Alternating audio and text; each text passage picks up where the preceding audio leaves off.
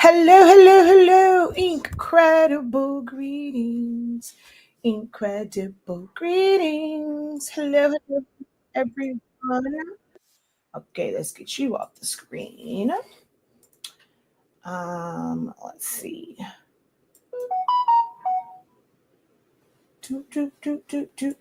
Gotta find this one.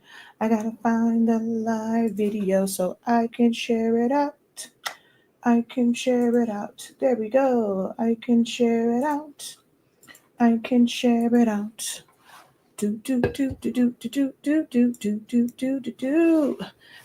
hello, hello, everyone. Incredible greetings. Let me put my phone back on Do Not Disturb. It actually just took it off. Oh, actually, I had the side up. I just had the audio off earlier, but this time I have it on Do Not Disturb. Hello, hello, hello. Incredible greetings. Welcome, welcome in, everyone.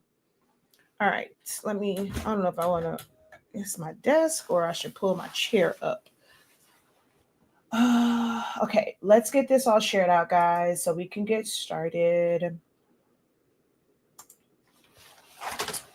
Ooh, wait a minute. Hey, wait a minute.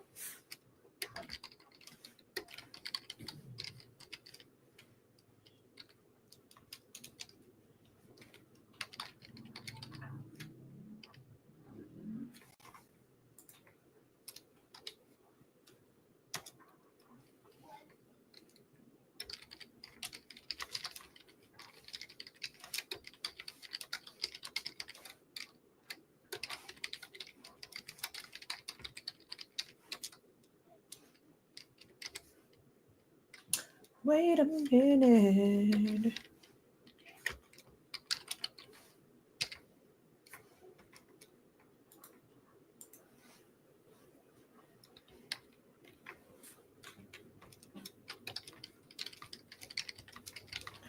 All right, as you guys come in, drop a hey, how you doing? Let me know where you are watching from. Let me know what you do in the creative space. You can go ahead, start dropping your questions, inquiries in the chat so that anything that you need help with. So you may not see as a question, but you're like, these are things that you think about that you may need help. And this is what things that you are struggling with, no matter how big or small. I am here to be to help you guys. Hopefully something within my 26 years of experience with designing, and then, about 15 years or so with business and things of that nature, and like all the other jobs I've held. Like I've had jobs where the experience of that has helped me in entrepreneurship. So I want to be able to share that with you guys. 26 years of experience. So feel free to go ahead, run it up. No question is too small. It's not dumb. It's not stupid. If you don't know, you don't know. Don't be ashamed. Just kind of post it there. Get the help that you need, or just to be led in the right direction so that you can, figure it all out if I can't give you like an exact answer. Okay. So go ahead, start doing that while I share this out. All right. And if you're coming in, continue to say hi, give the video a thumbs up. If you're watching over on any of the YouTube channels, you have to click out of the live chat. I can please get you guys. While I'm sharing it out, you're not missing anything. Unless you're typing out a question, close out of the live chat window. It's going to allow you to see like the rest of it. It's like if you're on your phone, your computer, then you should still be able to see both. And you should be able to give this video a thumbs up. Make sure that you are subscribed. You can even share it, copy the link, send it to a friend, share it to your Facebook page. You can always read it later, but shares help the algorithm so that people can find the video. So I would greatly appreciate it. If you enjoy my content, help me out. Okay. I'm always on here helping you guys out. And the help that I ask for doesn't cost you anything. It's just a little bit of digital currency, a little bit of digital love, sharing it out, tagging a friend, giving the video a like, making sure that you're subscribed, leaving comments, all of those things make it so that I can continue to do this. If I don't see those things, then it's kind of pointless for me to do it, because then it's no benefit for me. This becomes a one-sided relationship. All right. So make sure that you guys help me out by liking, sharing, tagging a friend, and just commenting, guys. Just engage, engage, engage, engage, engage, engage, engage. The same way that you would want someone to engage with your content if you are utilizing social media as a part of your marketing strategy. Okay.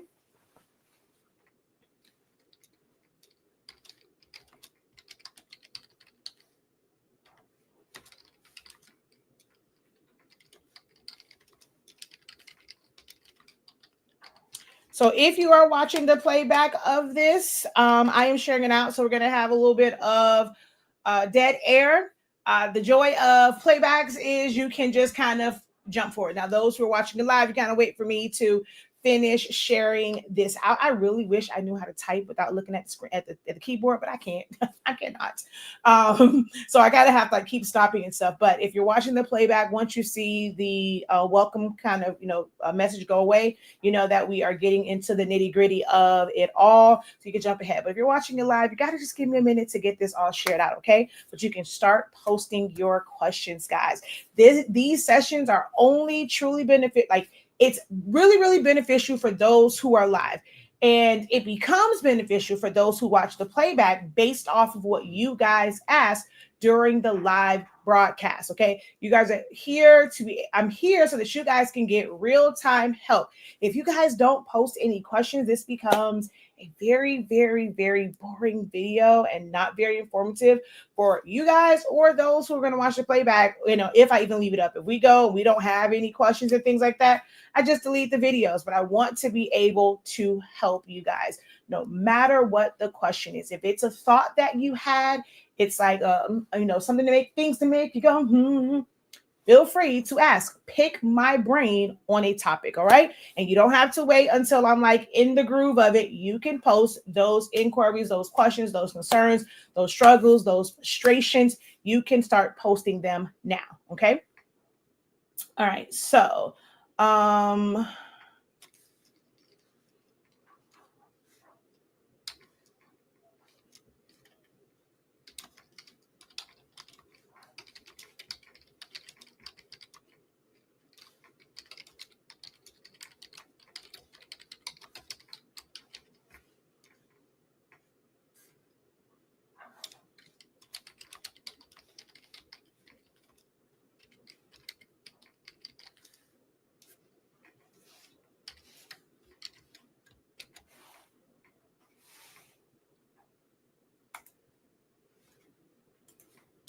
So let me go ahead and start sharing this to the groups.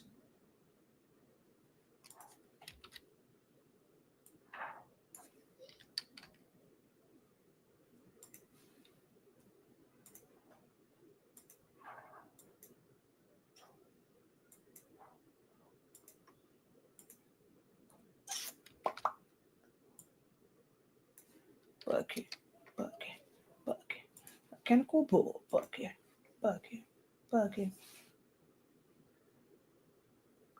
Alrighty. I was just listen to that on TikTok. It was one of the playbacks from not the Super Bowl, the Christmas halftime show. And so that's stuck in my head right now.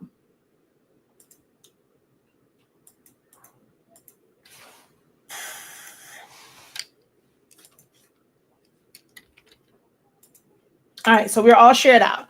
All right, so let me go ahead and introduce myself, and we're going to get into this. I do see 2 questions already posted, so we have 2 to start with, and we're going to get into that right after I do my introduction. So, hello, officially, I am Shakia Lavelle, also known as Shakia the Professor.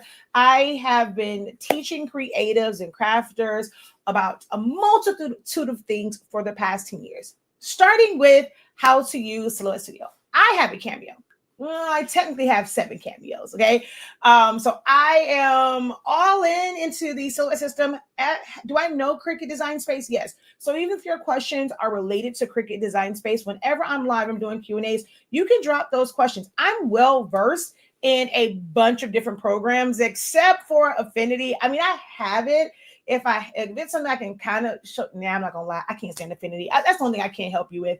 I can't help you with Affinity. I despise it. I just really don't like that one. But Cricut Design Space, Silhouette Studio, Leonardo, Canva, Photoshop, Illustrator, things like that. I'm definitely can help you with any printer type questions, crafting things, design wise, business wise, marketing, branding, just all the things, right? Business startup.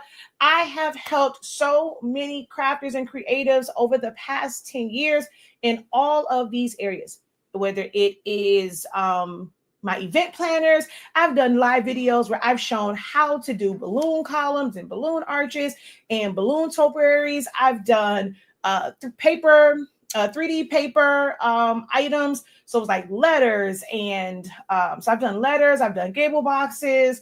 What else have I done 3D? I've done foam board stuff. So over the 10 years, I've just shown a lot of like my skills and just shared it in just like regular videos.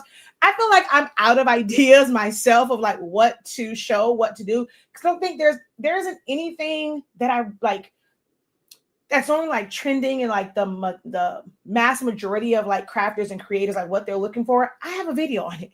I have a bunch of videos over on my YouTube channels. So I'm always looking to you guys for what it is that you want to learn, especially if you are new here.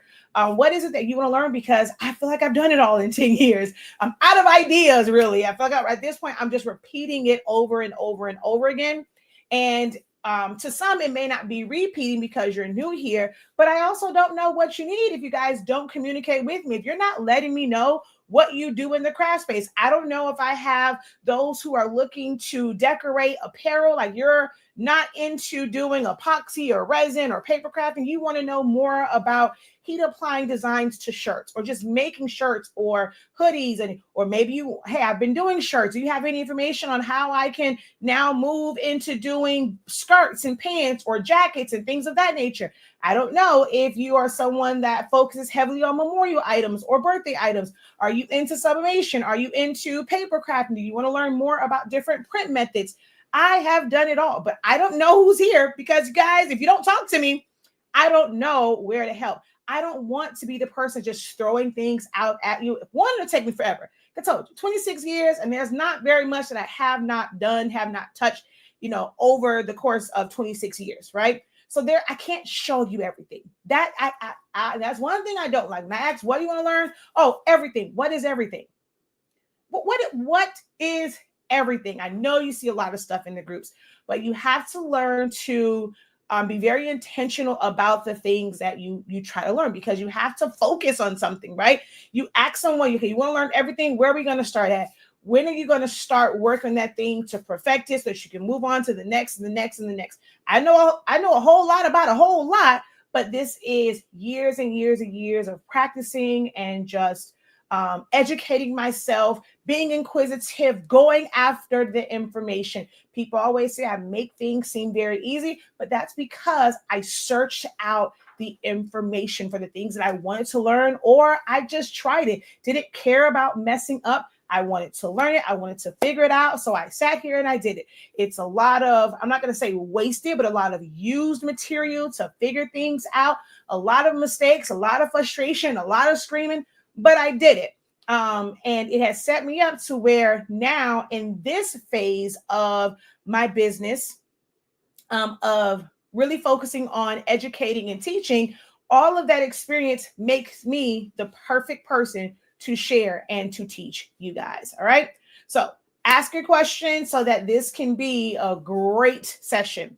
Our company is called HS Inc. 365. It is a condensed version of our product line that we launched 4 years ago, which is Honestly Speaking. It's spelled SPINKING. So it's a play on words with the word ink in it, but it's pronounced speaking. Under that brand, we have the absolute best sublimation paper and ink. Our sublimation paper allows you to sublimate as low as 365 degrees, as fast as 30 seconds. So it's way more efficient than the average brands of paper where you are having to set your heat press up to 400 degrees and pressing from anywhere from like 50 to 60, sometimes even like longer than that for standard things like just polyester fabric, MDF, stainless steel tumblers, like the little stainless steel or metal cards, things of that nature. You don't have to spend that much time pressing, like 60 seconds. When you have a bunch of things to do, that adds up. 400 degrees baking in your craft space, your workspace, that it takes a toll on you. So consider using our pit. We have sample sheets if you want to just try it out to see if it makes a difference in your sublimation process and your sublimation products. If you like the colors, if you like the way it prints, you can print with less ink. You don't have to use premium matte, so your prints are going to come out faster. Then you're going to be able to press it faster and save on energy. No butcher paper is required if it's as long as it's like all the way on a substrate. If it's something where there's a bleed, of course you need butcher paper underneath, but it is a product that will help save you time and money, resources, everything. We also have ink. Our ink bottles are 140 milliliters, so you do get more bang for your buck. It's double the size of pretty much everybody else, probably except for Epson. What else? And then, of course, we teach. Like I said, everything from Silhouette Studio. That's my main thing that I love to teach because it's free. You don't need a machine in order to utilize Silhouette Studio. And there is so much that you can create in the free version. The upgraded versions allow you to do a little bit more, allow you to open up different file types. There's a few extra like tools and features, but you can do a lot with the free version of Silhouette Studio. So that is my little introduction. Our website, shop.hsync365.com, is where you can find all of our products and services for purchase. And then our 365 Creative Academy site is where all of our classes are hosted. We host all of our classes live in front of a Zoom audience. I do not pre-record them on my own. So when I am teaching, the first run of it is always live in front of Zoom. So if you're getting in on a class like the one that we have on the 15th, you'll be a part of like that recording and, be able to ask questions that can help somebody else in the future. And then you get, of course, access to the playbacks of it.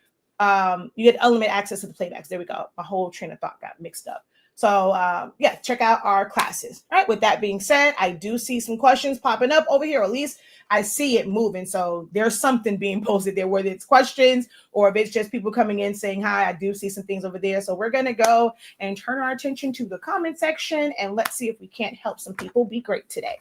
Okay. All righty. So I'm not sure where I left off with the hellos, but hello. Incredible greetings. Welcome in. Thank you so much for deciding to spend part of your Saturday with me. You could be doing anything right now, but you're hanging out with the professor. So I thank you so very much. Make sure that you guys give this video a thumbs up. Give it a like, a heart. Share it with someone. Tag a friend. If you have not made a comment yet, just say, hey, professor. That helps, guys. Help me help you. I'm not asking for much. All I'm saying is if you have stopped by, right, just say hello.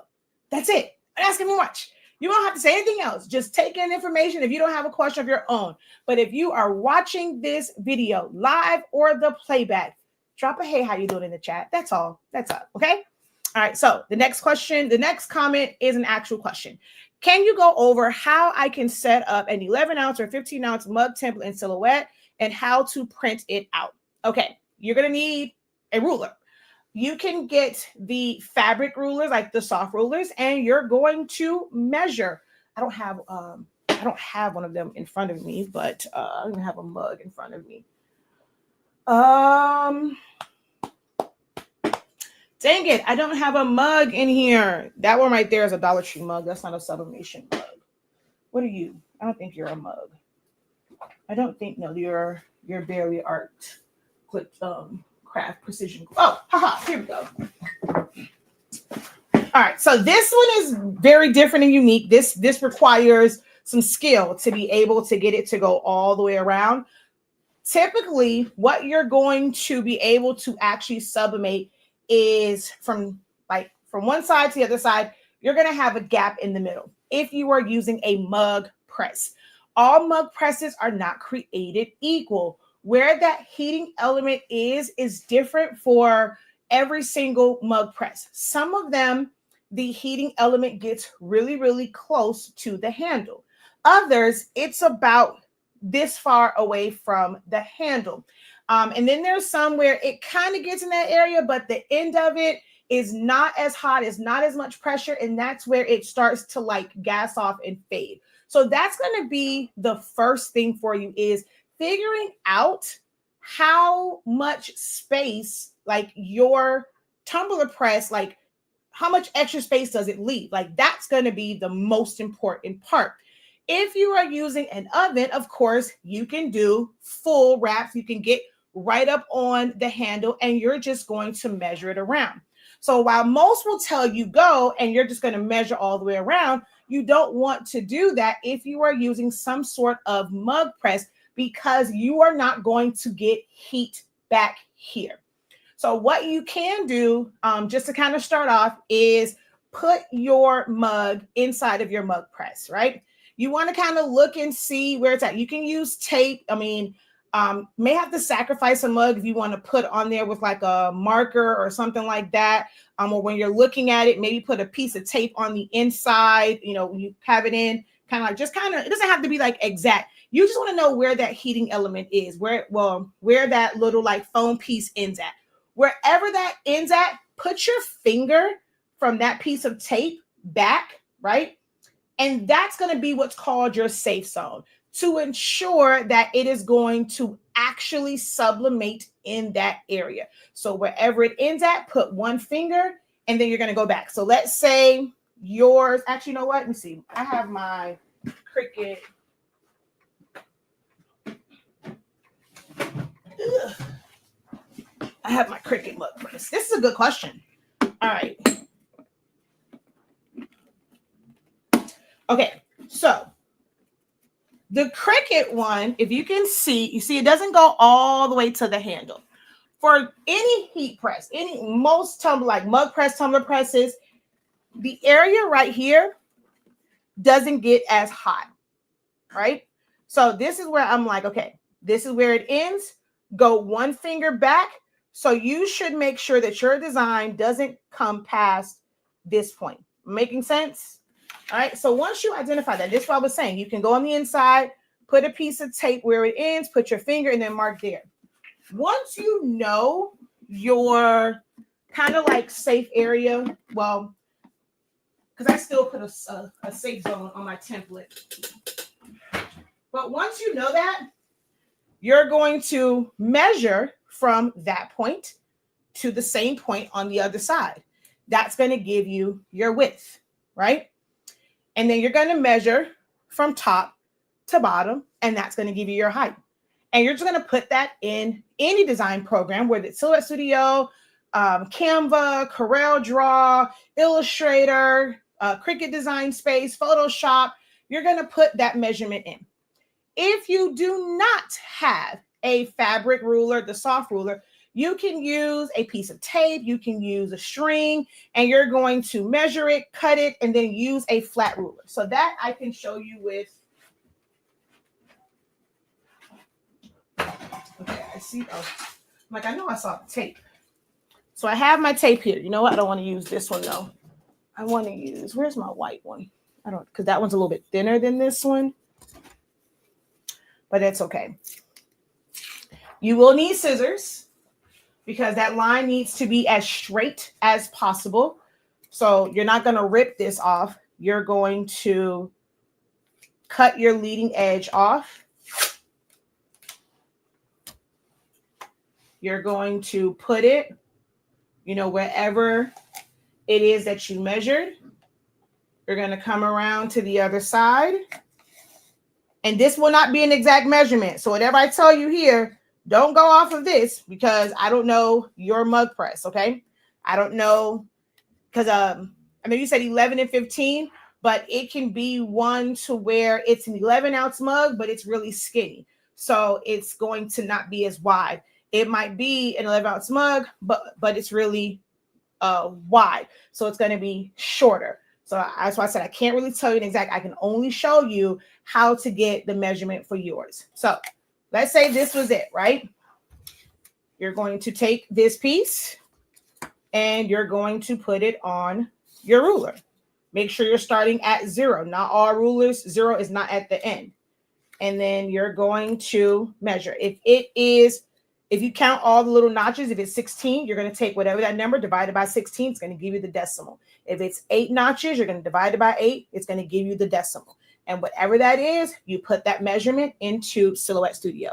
So if it comes out to be 6.575, you're going to put in 6.575. And then this one, you can just put your ruler and actually measure the height. So just put that there and measure it. So like this is like 3, it's a little over 3, like 3.5, whatever. And that's how you would put it into Silhouette Studio. So let's go ahead and share my screen. I keep going to settings. I said present.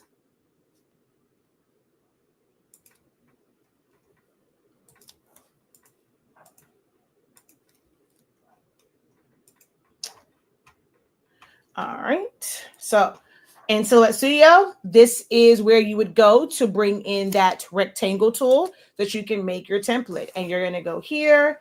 You're going to place your box, and then you're going to unlock it and then put in whatever the measurement is. So if it was 6.575 by 3.875 or whatever it is, you're going to put that in. Now you have this set up. And then template wise, now that's something where I want to answer some more questions, spend a lot of time on this one, but there are ways to set up templates. Now we have one that can be adapted to pretty much any like mug. So on our website, let me find the file. Let's see, mug. Because we have a template and it has all the sections. It has the middle line. It has the midline of the right and left. Now that's the part that can be a bit tricky. And that's a little bit more of a technical explanation when it comes to setting up templates. All right, while I'm waiting for that to come up, I'll go to the next question and come back. From day one to from one day to another, my PDF files have been saving with a white background. It would usually save with transparent background. Any suggestions? I don't know. Like are you sure that you did not? There is no box behind it, because it typically does save with a transparent background. I've never experienced what you are experiencing, where it just has a white background. What program are you opening it in? So you're saving it. Are you opening it in a different program? Or is it that when you are submitting it to someone for DTF prints, they're saying it has a white background? Exactly what's going on? Because as far as the program saving it, I would not have any suggestions, because I've never experienced it. And it may not be how Silhouette is saving it. It might be how you are opening it up in a different program, or how somebody else is opening it up. So give me a little bit more information on that. My magenta is not printing on my 7310. I've done everything. Should I just trash it? I opened up so it's working great. That's up to you. I'm never going to tell you. You're the only person that can make a decision on whether or not you should trash something that you spent money on. I mean, if it's not working and you feel as if you have done everything, you have cleaned it, you have, used the cleaning solutions, you pushed air, you flushed out the lines completely, put ink back in it. If you feel like you've exhausted all possibilities, you can either take it to find a print shop that does repairs on it. It's going to cost you, to have it done, or you can trash it. Only you can make that decision on what to do with it. If you want to see if somebody professionally can fix it, or if you just want to get rid of it. Incredible greetings. Can Silhouette files only be open by using file open? When I double click them, it tries to act like it's reinstalling. It all depends on how your system is set up. I know of one of my students, Ms. Coleman, her system for some reasons like that, it's not recognizing like .studio 3 as like a file type that's associated with Silhouette America. So when she clicks on it, it'll ask her like, hey, what program do you want to open this with? It's like all of her Silhouette files, they don't show with the S or like, that icon. It just shows as like a white rectangle, like a white piece of paper. I don't know why that happens. That's a computer issue. You may need to contact your like if you still have tech support for your system, and see if they can help you figure out was a setting change or whatever with that. But I do have a student that is experiencing that, and it just shows as a white box in the files. And when she clicks on it, it says, what program do you want to open it with? And for her, she has to go through Silhouette Studio and go file open or file merge in order to open it up. If you are clicking on a Silhouette file and it's constantly trying to like go through an installation process. So when you say it's trying to reinstall, is it reinstalling, or is it asking you what file, like what program do you want to open this file with? Because that's two different things. Hello, incredible greetings. I would like to see how to do maintenance on workforce printers. I can't do that in this video because my camera is not set up. But basically what I'm doing is I have, I clean it out. Like, you just clean it. Like, that's really it. Every once in a while, I go through it and I just clean it. There's these little sponges. I put cleaning solution on it. I'm cleaning. There's like a little black wiper that actually cleans the print head. You're cleaning off all of the gunked up ink on that. The capping station where you see like the black ink and the color, like it looks like it has like these little metal things in it.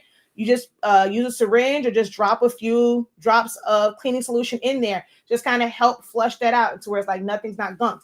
And it's really just they are little sponges. And you're just going to go around your printer and just like clean off all the inside parts. That's it. Nothing too crazy. You're just cleaning it all out. That's all I do. If you watch... So there's not a lot of videos like on it, but if you watch videos for larger printers like a Roland BN20, if you watch a maintenance video for like an Epson one, a large format Epson, you're doing the same thing. You're taking those same sponges and you're just everywhere they're telling you to clean, you're cleaning there. The only thing that you can't really clean is like the print head itself, because there's no way to like really push it over and get right to it. But that's where you just put the same way when you push air, put a soaked paper towel under there, just kind of let it soak up under there, go back and forth just to make sure there's nothing on it. But that's about it. Just clean it. That's it. Let's see. The best paper and ink. I got lucky finding you. Oh, thank you, Miss Dawn. Hello. Incredible greetings. What are some tips on pricing special orders? I had an order for a complaint box and I didn't know how to price it. Okay. So that's something that's different. Hello. Incredible greetings. Happy Saturday. All right.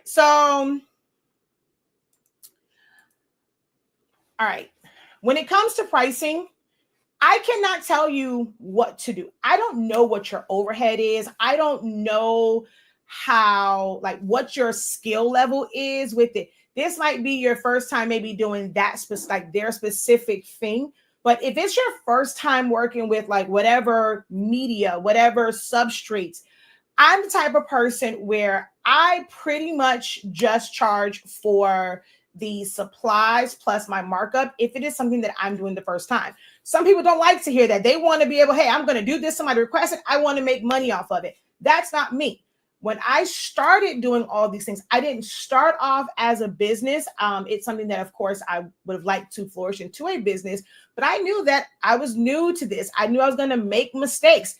My mindset is you charge, professionals charge, right?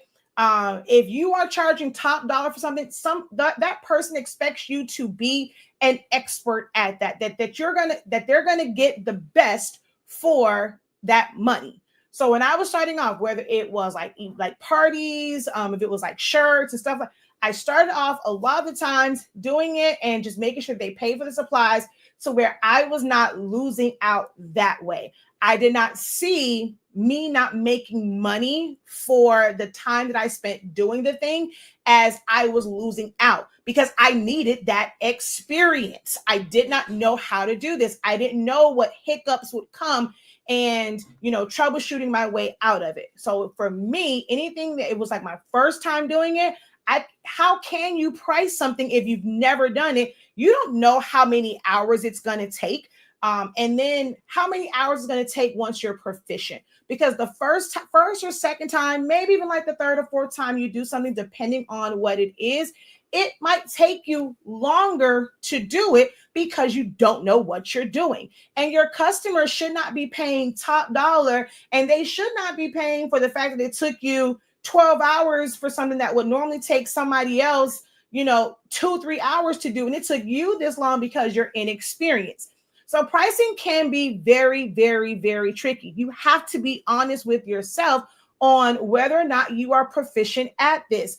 Should you be charging top dollar, or should you be pricing this because it is a learning experience? And at the very least, make sure that your supplies are covered.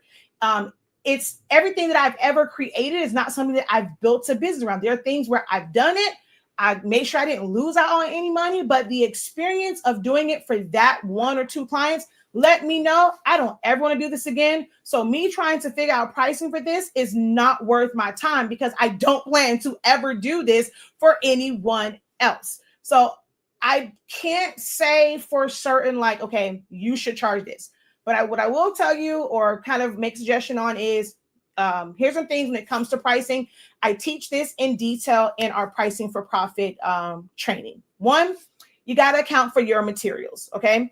And then you have to mark them up. How you mark them up depends on a few factors that I go into in pricing for profit. So some people do just double, some people do times 3, some people do times 4, some people do times 5. It depends on how you are purchasing it. If you are purchasing it retail, you really can't, do that times 3, 4, 5, because as a customer, they're gonna be like, well, shoot, like this is too much because you purchased it retail. It's a bit different for those of us who have established businesses and we are buying things wholesale, direct from wholesalers. We're buying it from distributors, or we're buying it directly from manufacturers. So our price point is going to be a little bit different, and it's meant to be that way. And your times 3, times 4 becomes the retail price. The amount that you buy something in store is 3, 4, 5 times the amount that they got it from the actual manufacturer. So those are things you have to kind of like think about. And that's why that times 3, times 4, times 5 doesn't work for everything, especially if you are buying materials retail. When you're buying them retail, most times you're looking at kind of like maybe just doubling it, just in case you like make a mistake and you want to kind of have a backup. You want to build that into the price. So of course, your materials, and you have to figure out the proper markup. If you want to understand how to figure out the proper markup, that's where pricing for profit, that's where our creative business program comes in at, because those things are broken down in there. Then you have to figure out your labor, right? Based off of your expertise. You have the best lawyers in like the world. They're practicing the same law, but their approach, their how many cases that they win, and like just their record, it's different. So although they might be standing next to someone who just became a lawyer or just became a doctor, their expertise makes it to where they can charge more per hour. So you are going to have to figure that out. Where I say to start at is where minimum wage is, plus a little bit more. At McDonald's, their lowest paying job, well, at least here in, I'm gonna say South Florida, like Miami Gardens, when I see all the signs, they start at $13.25. At the very least, you should be making that per hour. Because if not, like if you're not at least making what someone from McDonald's makes, you can go work at McDonald's. Like if you're doing this as a business. But like I said, it's really hard to tell that labor, because let's say, okay, you say, all right, cool. I like what she said. At least I'm gonna go look and see what or ask them how much they're getting paid at McDonald's, how much they're getting paid at Walmart. All right, let's start in that range. So you might say $13, $15 an hour. But if you don't know what you're doing, and this project is now going on way too many hours, you can't really go off of that. Maybe for you, it's whatever that minimum wage is, or like an entry-level job. cut in half for each hour because you are not experienced in doing the job. All right.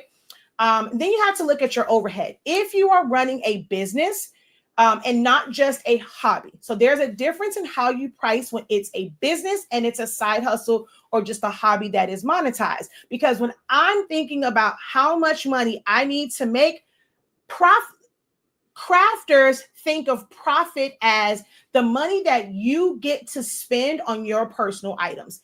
As a business owner, I understand that profit takes care of my business.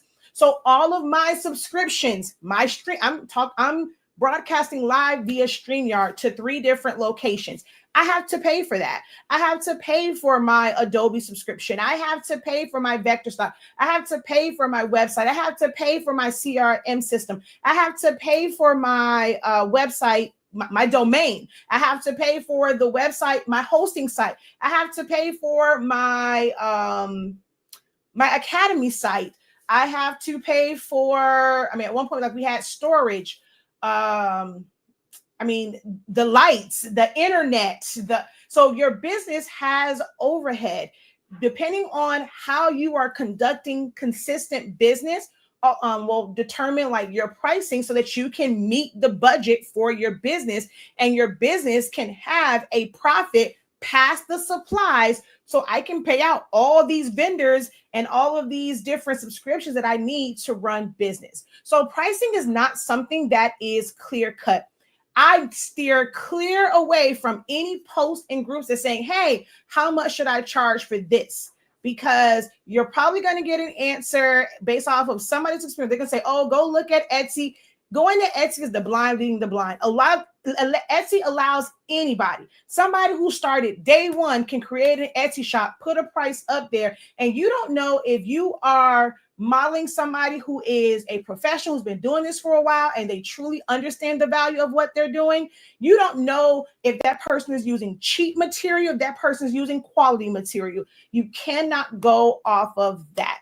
I highly recommend that you take our pricing for profit so that I can fully break that down for you when it comes to how you are pricing, how you are sourcing your material, determining what your overhead is, and then determining your labor costs, and then your service fees and things of that nature. Let's see. When I double click the file, it says, please wait while Windows configures Silhouette Studio. Then it opens File Explorer looking for, yeah. So, okay, does your file show, okay, let me see. Let me come over here. Let's go back. Does your file show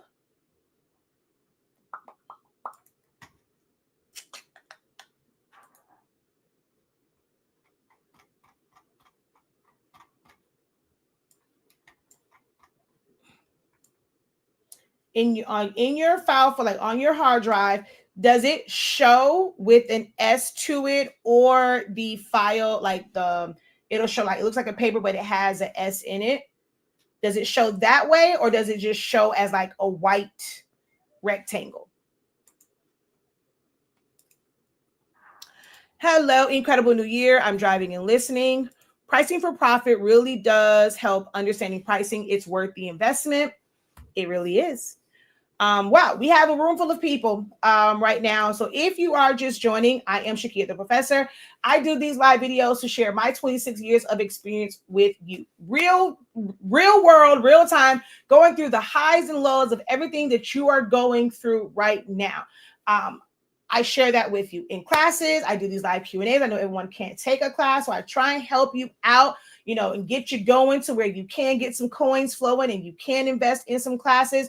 These sessions are only as informative as you guys make it. Your questions is what feeds this. This is not a class. For me to sit down and plan out plan out a full-on class and demo has to be something I really want to share. And it's I plan out for that.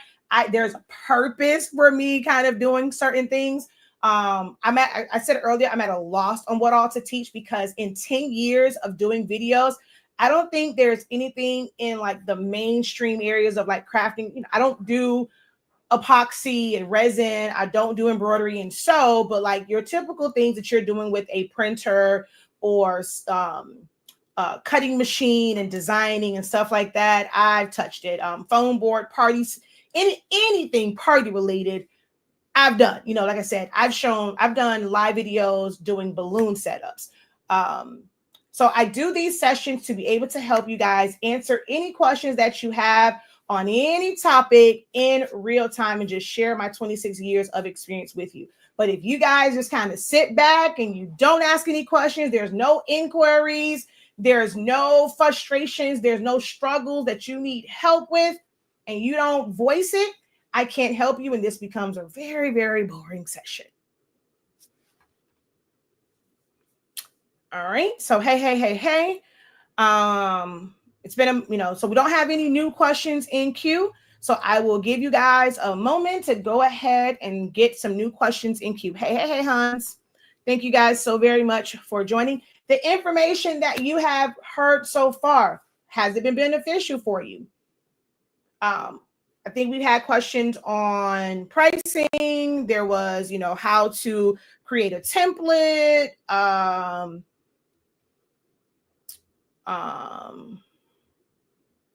And then, what to do with your printer. Those are the questions that we have had so far. If any of that has been helpful for you, let me know in the chat.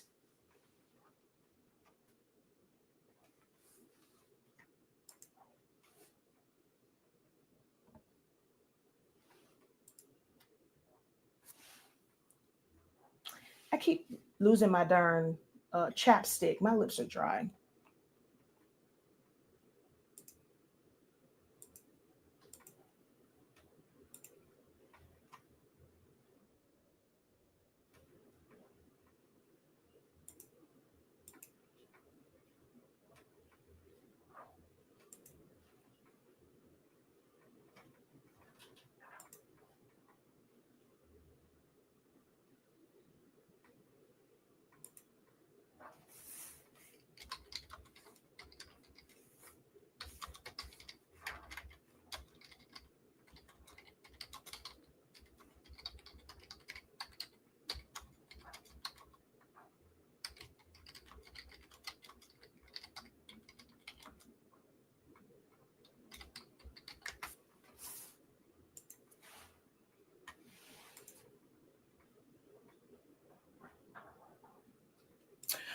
Okay, some of them show a preview with the silhouette icon. Some are just a silhouette icon. Yeah, so I'm not sure why it's. Have you tried uninstalling and reinstalling Silhouette Studio to see if that helps?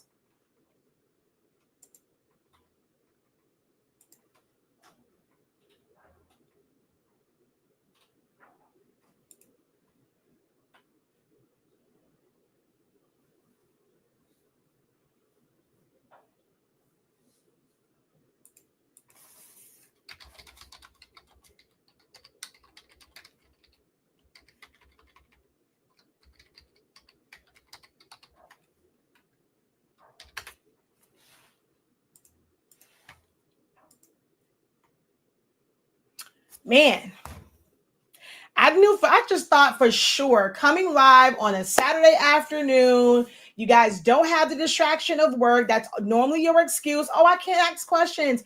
I'm at work. So I just knew that coming on a Saturday afternoon that we would have those who are really seeking information. You are seeking help. You want to grow. You want to succeed. I thought I was really going to find those people who were hungry for success. But I see that, I guess the people that Facebook and YouTube shows my content to, you guys are not ones who are hungry for success and information and being connected with someone that can really, really help, that can really help you. You're just looking for someone to show you. Oh, but I bet if I came on here and I showed this, oh, it's like, oh, where'd you get that? Well, how'd you do that? Show me a template. I want to do that. Are you guys ones who just want to see somebody create and then it's like, oh, I want to do that? So you don't have questions. You're not really researching things to figure out what you want to do. If you are the person where it's like, I'm looking for someone to tell me what to do. I'm looking for someone to tell me what crafts I should be making. I'm looking for someone to tell me what I should be designing. I'm looking for someone to tell me what I should be purchasing, what equipment I should be purchasing. I want you to come on here and tell me the best paper. You just tell me. I've never had a desire to do, chip bags, but hey, talk to me about the best paper. If you are someone that just you consume content, you follow coaches, you follow instructors and teachers and mentors and YouTubers, and those are doing, demonstrations. If you follow just to see what they are doing, and then you're going to spend money and probably never do it, and you don't have any goals yourself, let me know that. Then I will know that these videos, these sessions like this are absolutely pointless if we don't have those who are seeking information.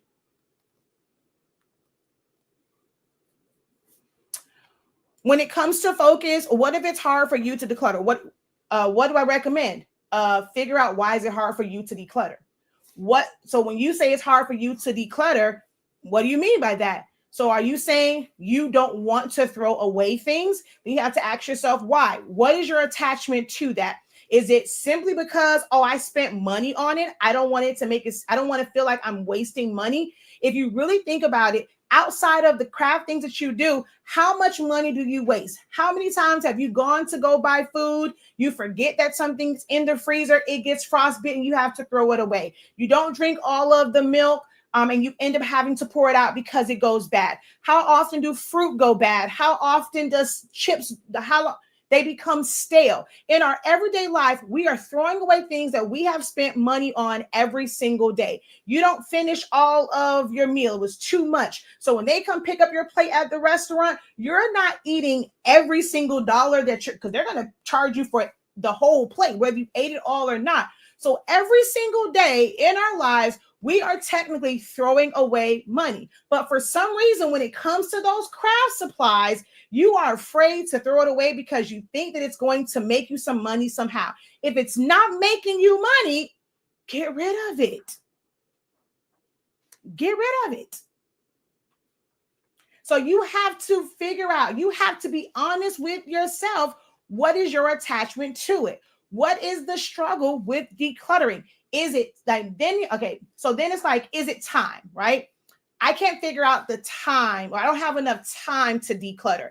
Then you want my focus blueprint, because I have a decluttering system set up in there to where if you just take the time to go through it, even if you go through the process section by section, you may not get through your whole craft space or where you have things stored at.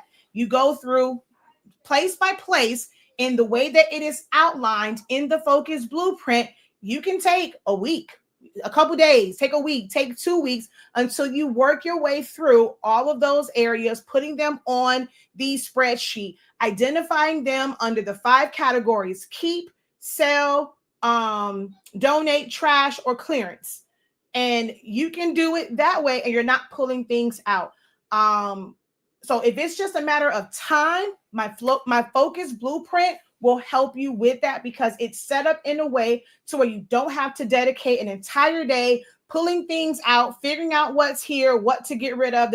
You can do it at a steady pace that works for you, and you don't have to worry about stuff being everywhere. But if your issue is attachment to it, there's nothing that I can do other than tell you to be honest with yourself, look within, and figure out what is your attachment to this. Until you get past your attachment to that, you're never going to declutter. If you have this, if you don't have goals set, if you have supplies for business, and you're like, well, I can make money off of this, and you don't have any real direction on where your business is going to go, my recommendation to you is sit down, write out the vision, make it plain. How would you market this thing that you are holding on to? Can you market and sell it? Are you going to post online? How can it make you money? Okay, it's one little thing. Do you know where you can go and get more of these in bulk to where you can sell it? Is there a market for it? But if you just got like 1 or 2 of them, put that in the pile for personal crafts and keep it moving, shawty.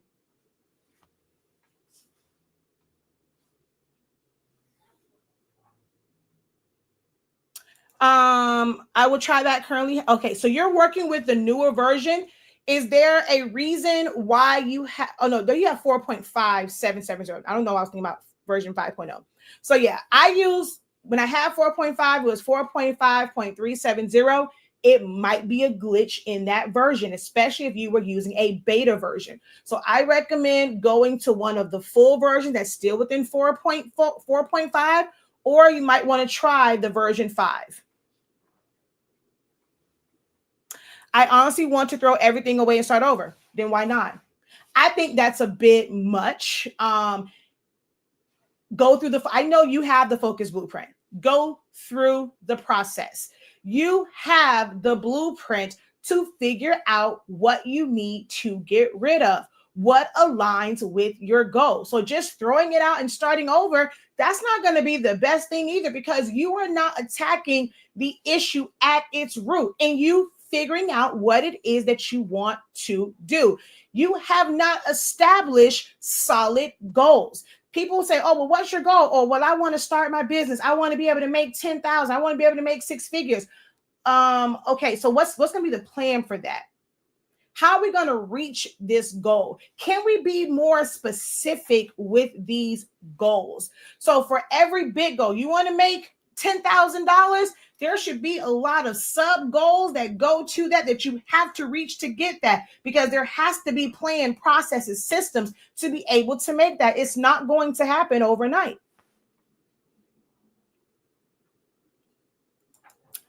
When designing, I'm bad with color coordination. How can I resolve this? So it depends on what you're designing. Like a lot of the is it what type of designs? Because sometimes, like if it's like an image, you're using that to like match the colors. That was a little bit hard because it just really depends on what it is that you're doing. If you're just designing like from scratch and it's just, let's say it's just words, you're trying to figure out how to put that together. Write out, like for me, I'm gonna tell y'all right now, a lot of my response is going to come back to having yourself a journal and actually writing out ideas, putting the vision to paper in words, sketching it out. I keep color pencils. I keep markers. I use color pencils to kind of sketch out things, to figure out colors before I don't always just sit in front of a computer and expect it to come. A lot of my ideas have been sketched out or written out or planned out, and then I will come to the computer to create it. So many crafters feel like, oh, well, I'm a creative person. I should be able to just sit here and do it. Most of my audience of a particular age, I keep trying to tap into the younger folk, but I guess I'm not hip enough for them. I'm not doing enough trendy things for them. I'm not talking about getting to the bag for them. So they don't typically tend to follow me. I have those of a particular age. And the older you get, especially if you're not doing things to help your memory, it's not getting better. Let's be honest, okay? It's not getting better. So we have to do things that's going to help us and aid us. And for me, even when I was younger, I've always been a notebook type of person, and I doodle things, sketch things out, write down ideas. In the phone era, I would leave myself voice memos of certain ideas so that when it's fresh on my mind, I'm getting it out and it makes it easier for me to design. Another thing that you can do is mimic what somebody else has done.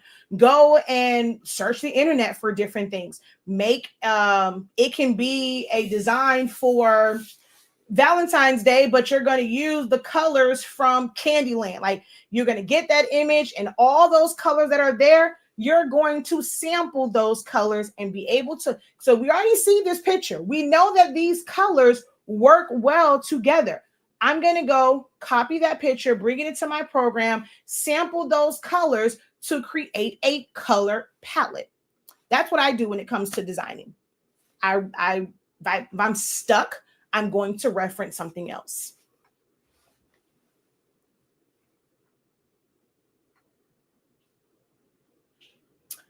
Hey, Valerie, welcome. I saw when you posted those, they looked amazing. You mentioned contour cut. What exactly is contour cut? Hope that makes sense. It does make sense. It just means that it is the actual shape. So it's not like, see, like I made this where it's an exact shape to it. So it's not just a circle or just a rectangle. It's an actual, it matches the contour of whatever it is that you're making, and it's not just a straight shape. So like this, it's a contour.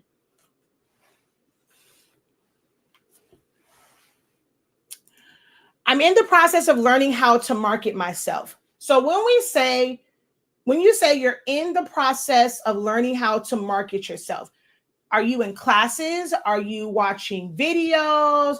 What is this learning process for you? You might need what? Struggling with marketing. Have you defined? So our blueprint, the first part of it is what's called a self-assessment. It helps you define your why, discover your roadblocks, and decide who you want to serve. You are not going to be able to actually market until you understand who you are serving. Some people will say who your target audience is, what's your customer avatar. That all boils down to who are you going to who are you going to sell these things to? Who are you going to service with your products or services? If you have not clearly defined that, if you don't know where to communicate with them, your audience may not be on social media. Your marketing may not be anything related to just making content and making posts. You may have to work with someone.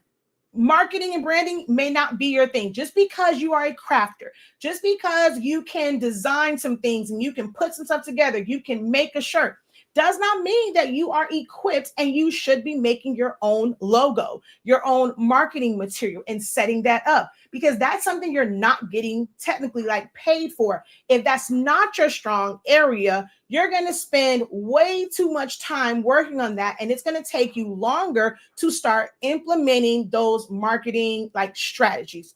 So it might be that your marketing plan includes outsourcing or hiring someone. Go to Fiverr. Overseas they have like the virtual assistants, utilizing ChatGPT and things like that, and having someone design out marketing material for you. So now, where are you going to take that marketing material to? Are you going to show up to PTA meetings for all of the schools? Most PTAs is anywhere from $5 to $15, $20 to be a part of their PTA. If y'all don't know, you don't have to have a child at a school in order to be a part of the PTA. You just have to be somebody that's concerned about, children in school and just their well-being and how you can advocate for what they need, but also be there to promote your business. Whenever you go to these meetings, make sure that you're wearing, oh my God, this is a big one. Everyone, oh yeah, I wear my product. I'm wearing it everywhere. No one knows if that's just a product you made or a regular shirt. Y'all are wearing what you made, but do you have anything that says that you made it? We have shirts. We go to games, Dolphin games, Heat games. I go to PTA. Hell, half the time when I'm at Walmart or anywhere else, I am wearing a shirt that has my business information on the back. Okay. I don't care. It doesn't need to be fashionable, to where it's like, you're trying to step out in your best. I'm going to Walmart. I'm going to a PTA meeting.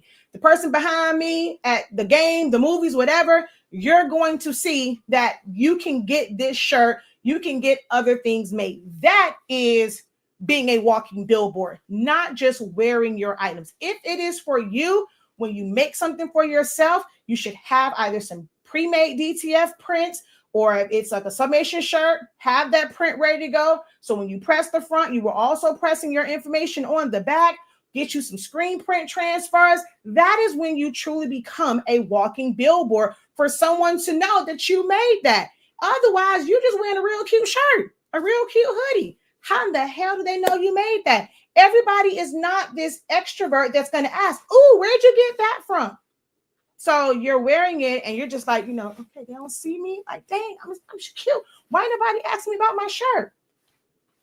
Because, some people, you ask them, they go, "Excuse me?" So some people like, I ain't got time for it. I'm just going to marry from Friday. Like, okay, yeah, that was cute. They're just going to acknowledge it. but you're not letting them know that you are the service provider for that item. So there's a lot of things that you can do when it comes to like marketing. Where are you going? Are you at parks? Are you going out physically to locations? Are you going to the local businesses in your area? Do you have a mindset that, oh, my business and what I provide, I can only service other small businesses. I don't want to go to a big corporation. I would never think to go into Piggly Wiggly's, into Publix, into Winn-Dixie, into 24-hour fitness, into Planet Fitness, into whoever, whatever, go into the movie theater to go and give my information to the regional manager, the general manager, the manager, the supervisor, whoever it is on staff, and say, hey, this is what we do. Identify something where you can be of assistance to them. A restaurant, it might be you went somewhere and you got the cup, their cups are chipped and stuff like that. Maybe it might be time for some new cups. You don't know if they're in the market for a new vendor. A lot of the jobs that I got, I would go into stores, especially like it was like hair store. I've told this story before because again, 10 years with a phone repair store that we went to because my sister was always bringing her phone and cracking her screen, y'all them little iPhones, and I would go in there and I noticed something. When I came to pick up her phone, he had paper signs that said Samsung and iPhone. So when I dropped it off, I saw that. I took a picture, whatever. I came back with vinyl that said Samsung in blue. And I think I made the Apple one in, did I make it in red? I'm not sure what color I made it in. And I went and I said, hey, I made these. You mind if I put them up? Put them up. And it's like, oh, wow, I don't have paper that's curly. I have to constantly reprint that when it messes up. Now it's just on there. I end up booking multiple jobs with that particular company by going in there and solving a problem. I identified the problem because they didn't really see it as a problem, didn't know that there was a solution to it. I provided them, and it's a couple cents, literally cents of vinyls, a few moments of my time to create that, and it led to more work. What is your marketing strategy? If it's simply just posting stuff online and creating reels and creating content, that's not a marketing strategy, and you're not going to be successful doing just that method.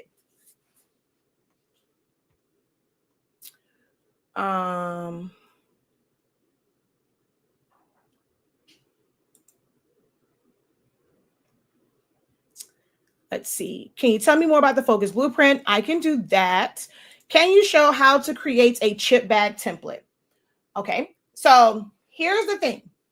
A lot of crafters consider a template to be something that has design elements in it, because especially with Canva and it's saying like a template like link, you guys think that a template has all of these elements in it. Okay.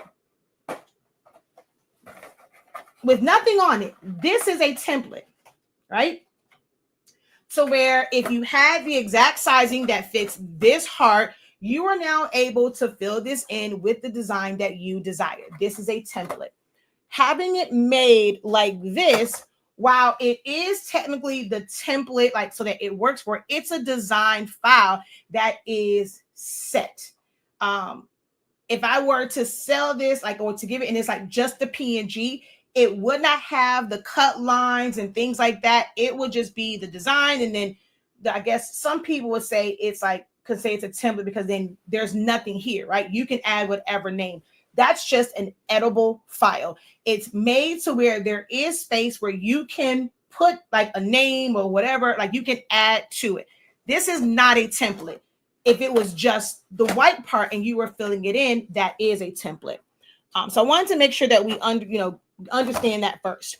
When it comes to a chip bag template, now I could go and just show you making a box and then separating the sections, right?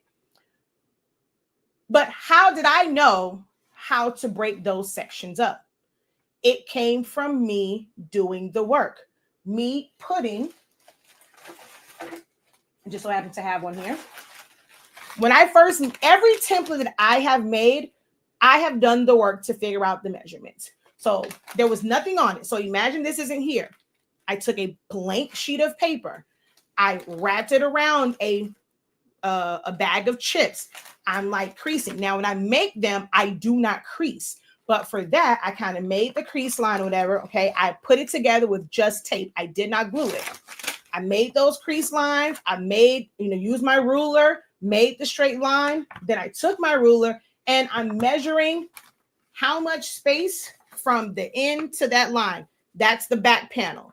How much space from this line to this line? That's the back panel. And then that normally leaves like what's left here. Do I want to have a color border or, whatever border at the top, at the bottom? So I'm measuring that and then I'm putting that into Silhouette Studio by using shapes. All of that will be nothing but rectangles. I don't have to use any other shape than a rectangle to create a chip bag template. Now, we conveniently have chip bag templates in our template vault. It's a one-time fee. You get access to all of the different templates that are in there. It's a bunch in there. Or you can also buy it like a la carte just for that. It's set up where there is 3 sections. It's set up to where if you're going to just put one background, it's set up to have no border. It's set up to have a thick border or a thin border. So there's no one way to make something. Because if somebody was to give you just the rectangle with the 3 sections, what if you wanted to have different things in the panels? If you don't understand designing and how you can break that up, then that template isn't really useful for you. You have to understand, like, there's a template for every way that you want to create something. Like, I'm not it's like one size fits all, which is why with these, it was a task. One, when you're talking about these, there is the part of it that's the snap lid, so it doesn't have the lip. This one technically has like a lip to it. So this was made differently to where this part sits on here flat, and then this will be glued. So it's you can see the separation. Then I was like, well, do I want to cut the tabs off? Then there was a set of these that was made where the tabs stay on it. And you can do it just like this and not really have a top part to it. And then I have it again where, so there's there's more than one way to like make something, but I can show you just how you would go about your standard sizes in Silhouette Studio.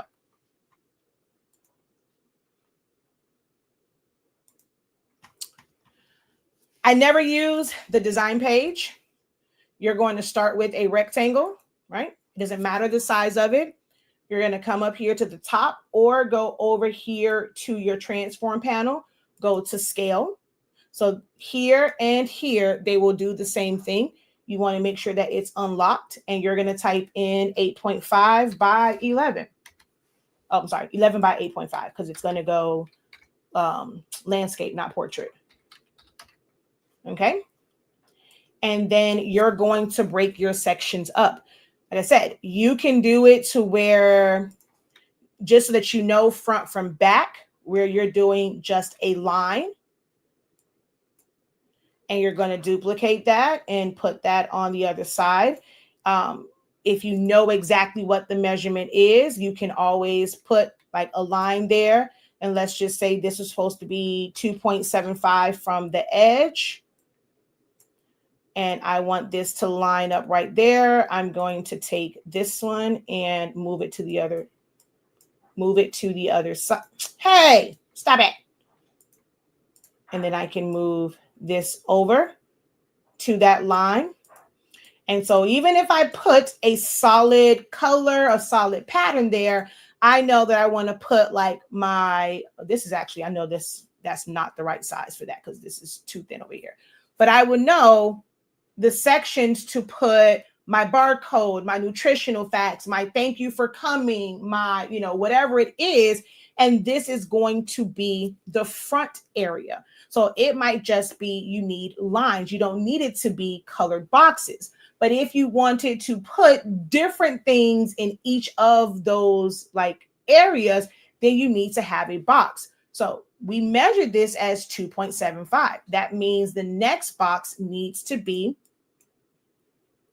the height is going to be 8.5 because that's the full height, and the width is going to be 2.5. I'm going to fill that in with a different color. All right, I'm going to select both of them. I'm going to align it to the left and align it to the top. Oh, I think I did 2.75. Yeah, I did 2.75. Sorry. So 2.75. Align it to the left, align it to the top. And then I'm going to duplicate this. Actually, I'll come over here just so that it doesn't move, and I'll go like that. Hold down Shift, click, align it to the right, and you would start to fill this in with all of your design elements. That is a template. A template just lets you know the exact size of something, and if it's where things need to be specifically, those areas are indicated, like where those cutoffs are and the margins for something. That is what a template is. Hopefully that helps. If not, if you were looking for a different example, let me know in the comments. She says, I moved, so I had no choice but to declutter. Then you save it, only not to find it when you need it. Exactly. When I moved 3 years ago, I had to go through my supplies, equipment, and made myself a donate box of items. It made me see how I was jumping on every trend and wasting money. Now I'm much more selective. What versions do I recommend? I'm still on a recommendation of 4.3.370. That's going to be the one that I recommend. Now, you can try out other ones and see if it works for your system. But if somebody just needed one to kind of get started, they're brand new to it, I'm always going to tell you to 4.3.370 was the most stable version. I have 4 notebooks going. Thank you. Just that information has been helpful. I will begin to write my ideas. I'm watching videos. Okay. Watching videos can be good. Like, they can be like, that can be okay. But if you're not able to really ask someone questions, so along with watching the videos, gather some information from that, then I would highly recommend booking either a one-on-one session with someone to discuss just your marketing plan based off of some of the things that, okay, you've written them down. I was considering doing this.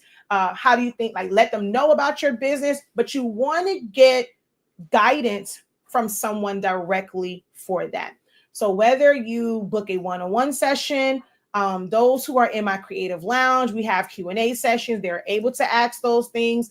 They're able to share their screens if it's like a design question. So creative lounge is a great place to kind of maybe get some help and guidance on that. Like when people were in our creative business program, they got help and assistance with that. I am finally doing mentorship. It is a bigger investment, but I am doing full-on mentorship where it's like accountability. It's making sure that you are on your P's and Q's. It's not just a class. It is true mentorship. But again, that is going to be a bit of an investment because of the access that you will have to me, the level of work that we're going to be doing, and accountability. There is going to be, we also have, like I said, we just have classes. So I would recommend getting in classes that's really going to break it down. The average video doesn't give you like examples of things and like really give you that good. It's kind of surface level. Never thought about PTA. See, stuff like that, right? When you have someone that can go and give you recommendations based off of your lifestyle, where, like, asking questions, where do you frequent all the time? Like Aquisha, with her, and she has kids in sports. That means every time you show up to a practice, a game, I don't care if it's you keeping a shirt, make yourself a jacket. Where's my jacket at? Because it was in here. Did I take it off in here? Did I take it off in my room? I have a jacket that has my information on it, baby. It's not in here. I took it off in my room. I have to see if one of them can bring it to me. But have a jacket. Go get, I don't care if you go to Walmart. This doesn't have to, the thing that you wear for you does not have to be the top of the line brand that you would sell to your customers. If you want to go to Walmart, you don't like Walmart stuff, take your little bougie self to Target. Go to the mall. Hell, let's say Macy's about to close down. Maybe Macy's got some hoodies, some sweatshirts, some jackets, some something. Places that's going to shut down. Go to Ross. Go to Burlington Coat Factory. Go to Marshall's. Go to DD's.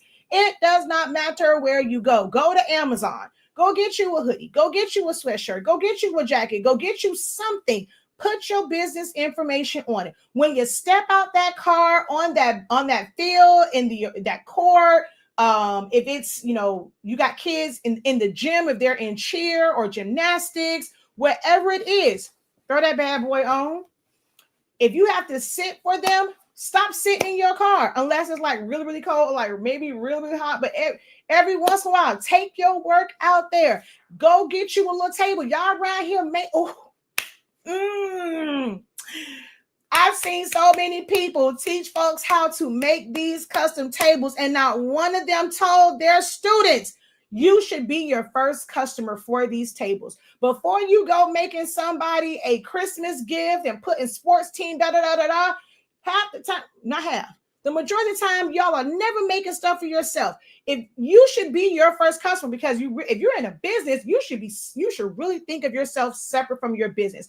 You are an employee of that business. So you should have been your first customer, and you should have made you a table with your information on it. That table fold up. Put that thing in your trunk. Put it in your back seat. You got to kind of go somewhere. You got to sit there. Bring your little supplies. Get you a little bin. Y'all want to make stickers and this and the third for everybody else? Get you a bin that keeps your supplies in, that got your business information from front, back, side, whatever. They're going to have all your little stuff in it. So you finna sit there, you finna root them or whatever, but you got your little table, you got your little bin, you finna work on some stuff. Even if you just sublimate tumblers in the oven, you can wrap them.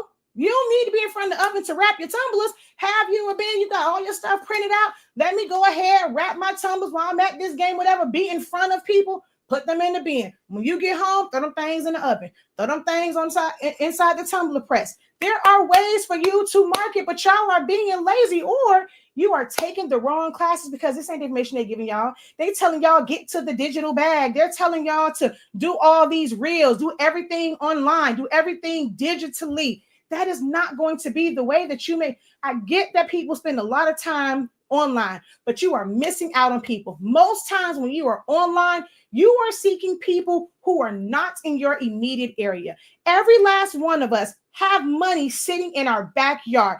I guarantee if you live in an apartment building, the person across from you, on the side of you, above you, below you, the people in the building across the dang on street, across the way, they don't know what in the hell you do. They don't know that you exist. So while you're trying to impress the people online, the people around you don't know what you do and what you can provide. If you live in a regular community, how do your neighbors know? The people across the street, down the street, a few blocks over, you got money literally in your backyard that you are sleeping and missing out on, because the only thing that you think of when it comes to marketing and branding, oh, I got to figure out how to make some Facebook content. I got to figure out how to make a reel. Oh, they told me I need to go live. Live about what? Because most times when you go live, you end up not really showcasing your business and talking about it. You end up teaching other crafters who are not looking to technically buy that product from you. They just want all your resources. I'm not saying there's anything wrong with going live, but when you go live, your live should be promoting. You should have more lives promoting your products than you do lives showing the back of the house, showing the process. Now, if it's shipping orders, they're done, you're packaging them up, you got a bunch of orders to ship, all right, cool. But if you're showing the entire process, you're going to get more questions on how to do this than how to order. But hey, what do I know? What do I know?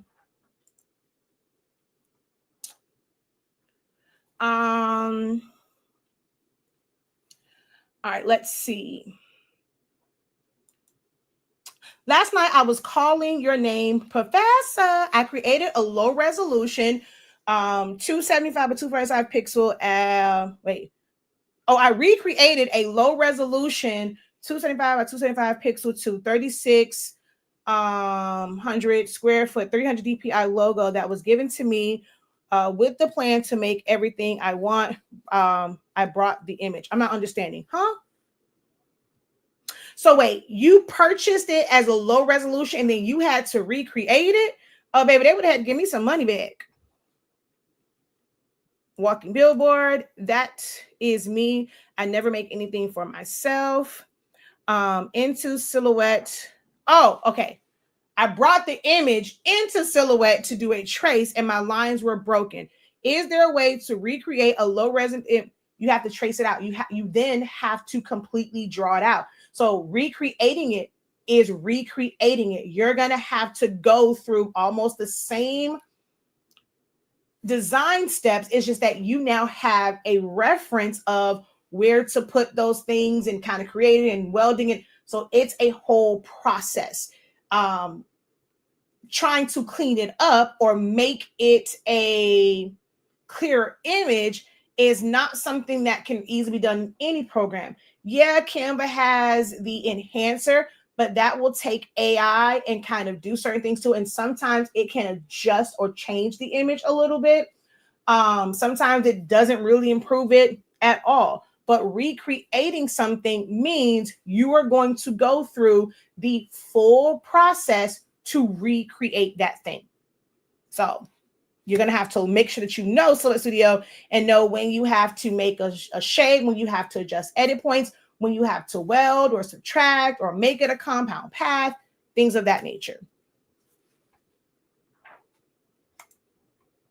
All right, so a couple people asked about the focus blueprint.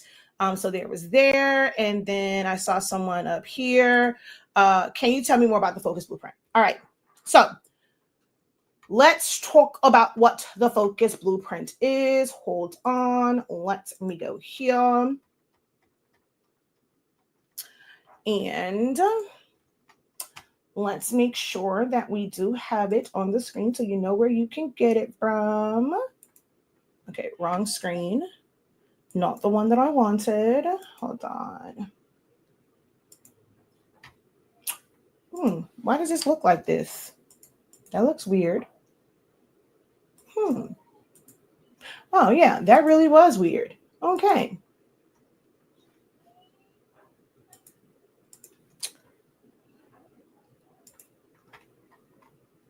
Okay.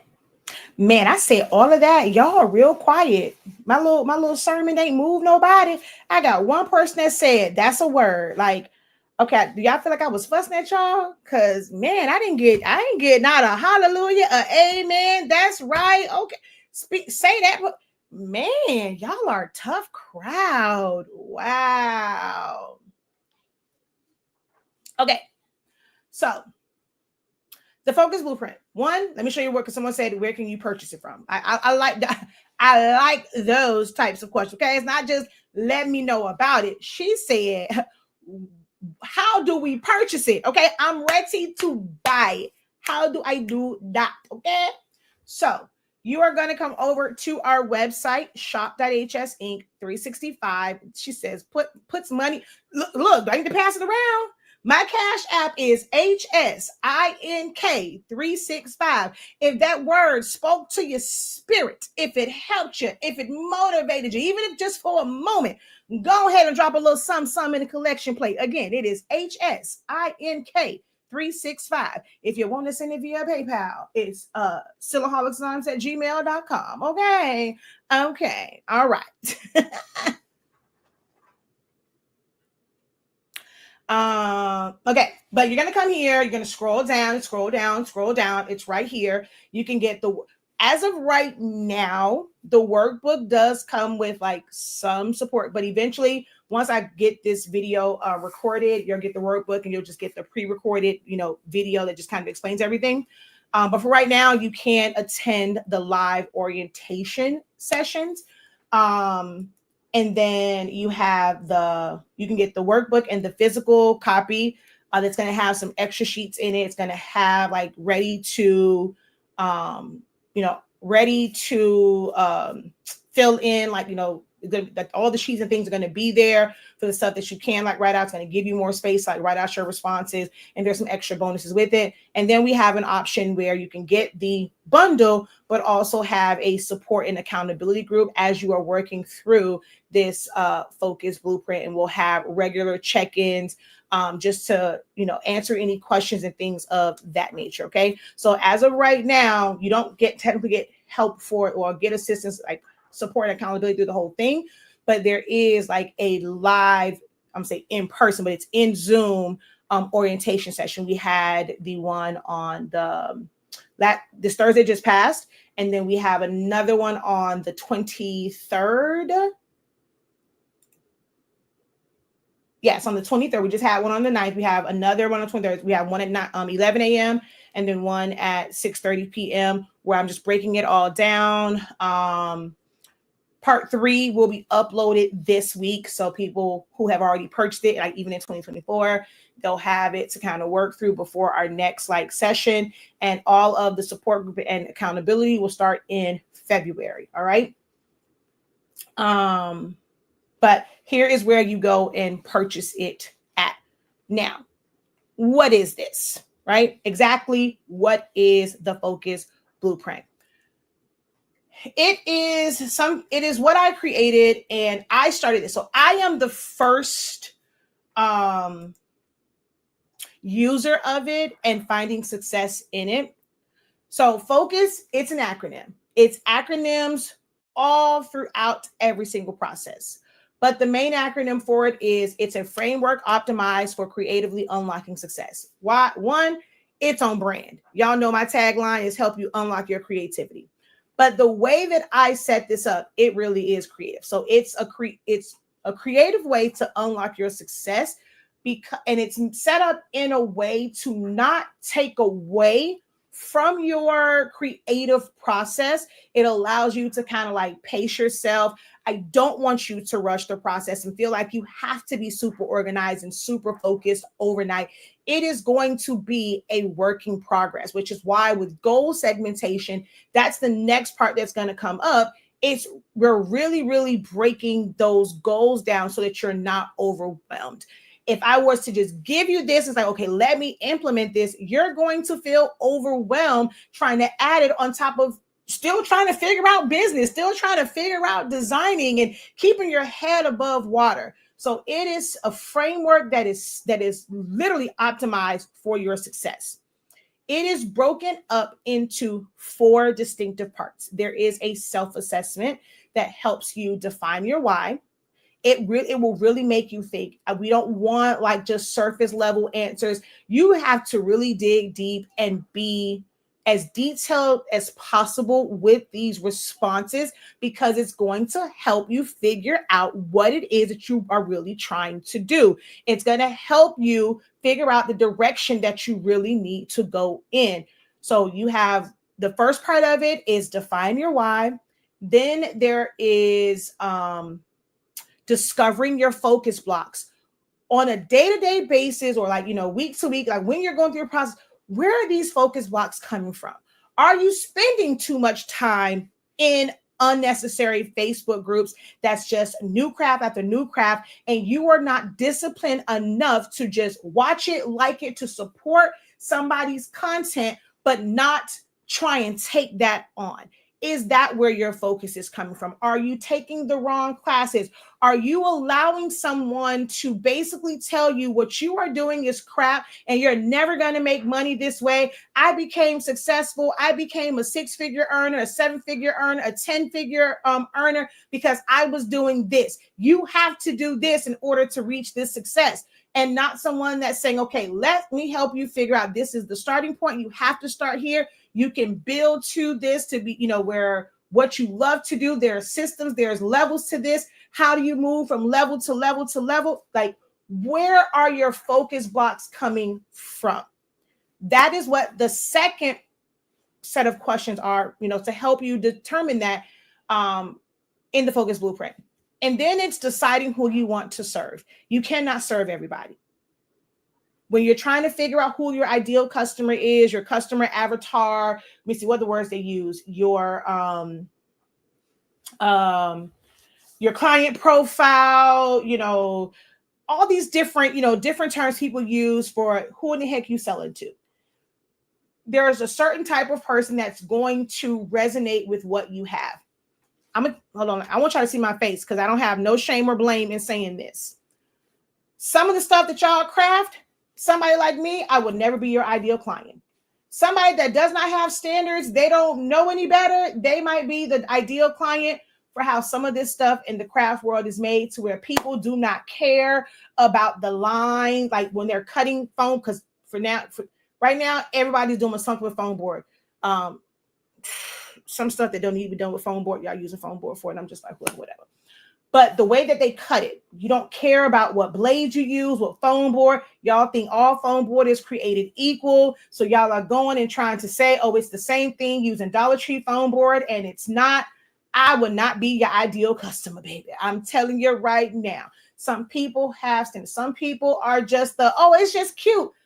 I have my cousin. I went through this, right? So let me tell you what's kind of unique about me and how I teach, right?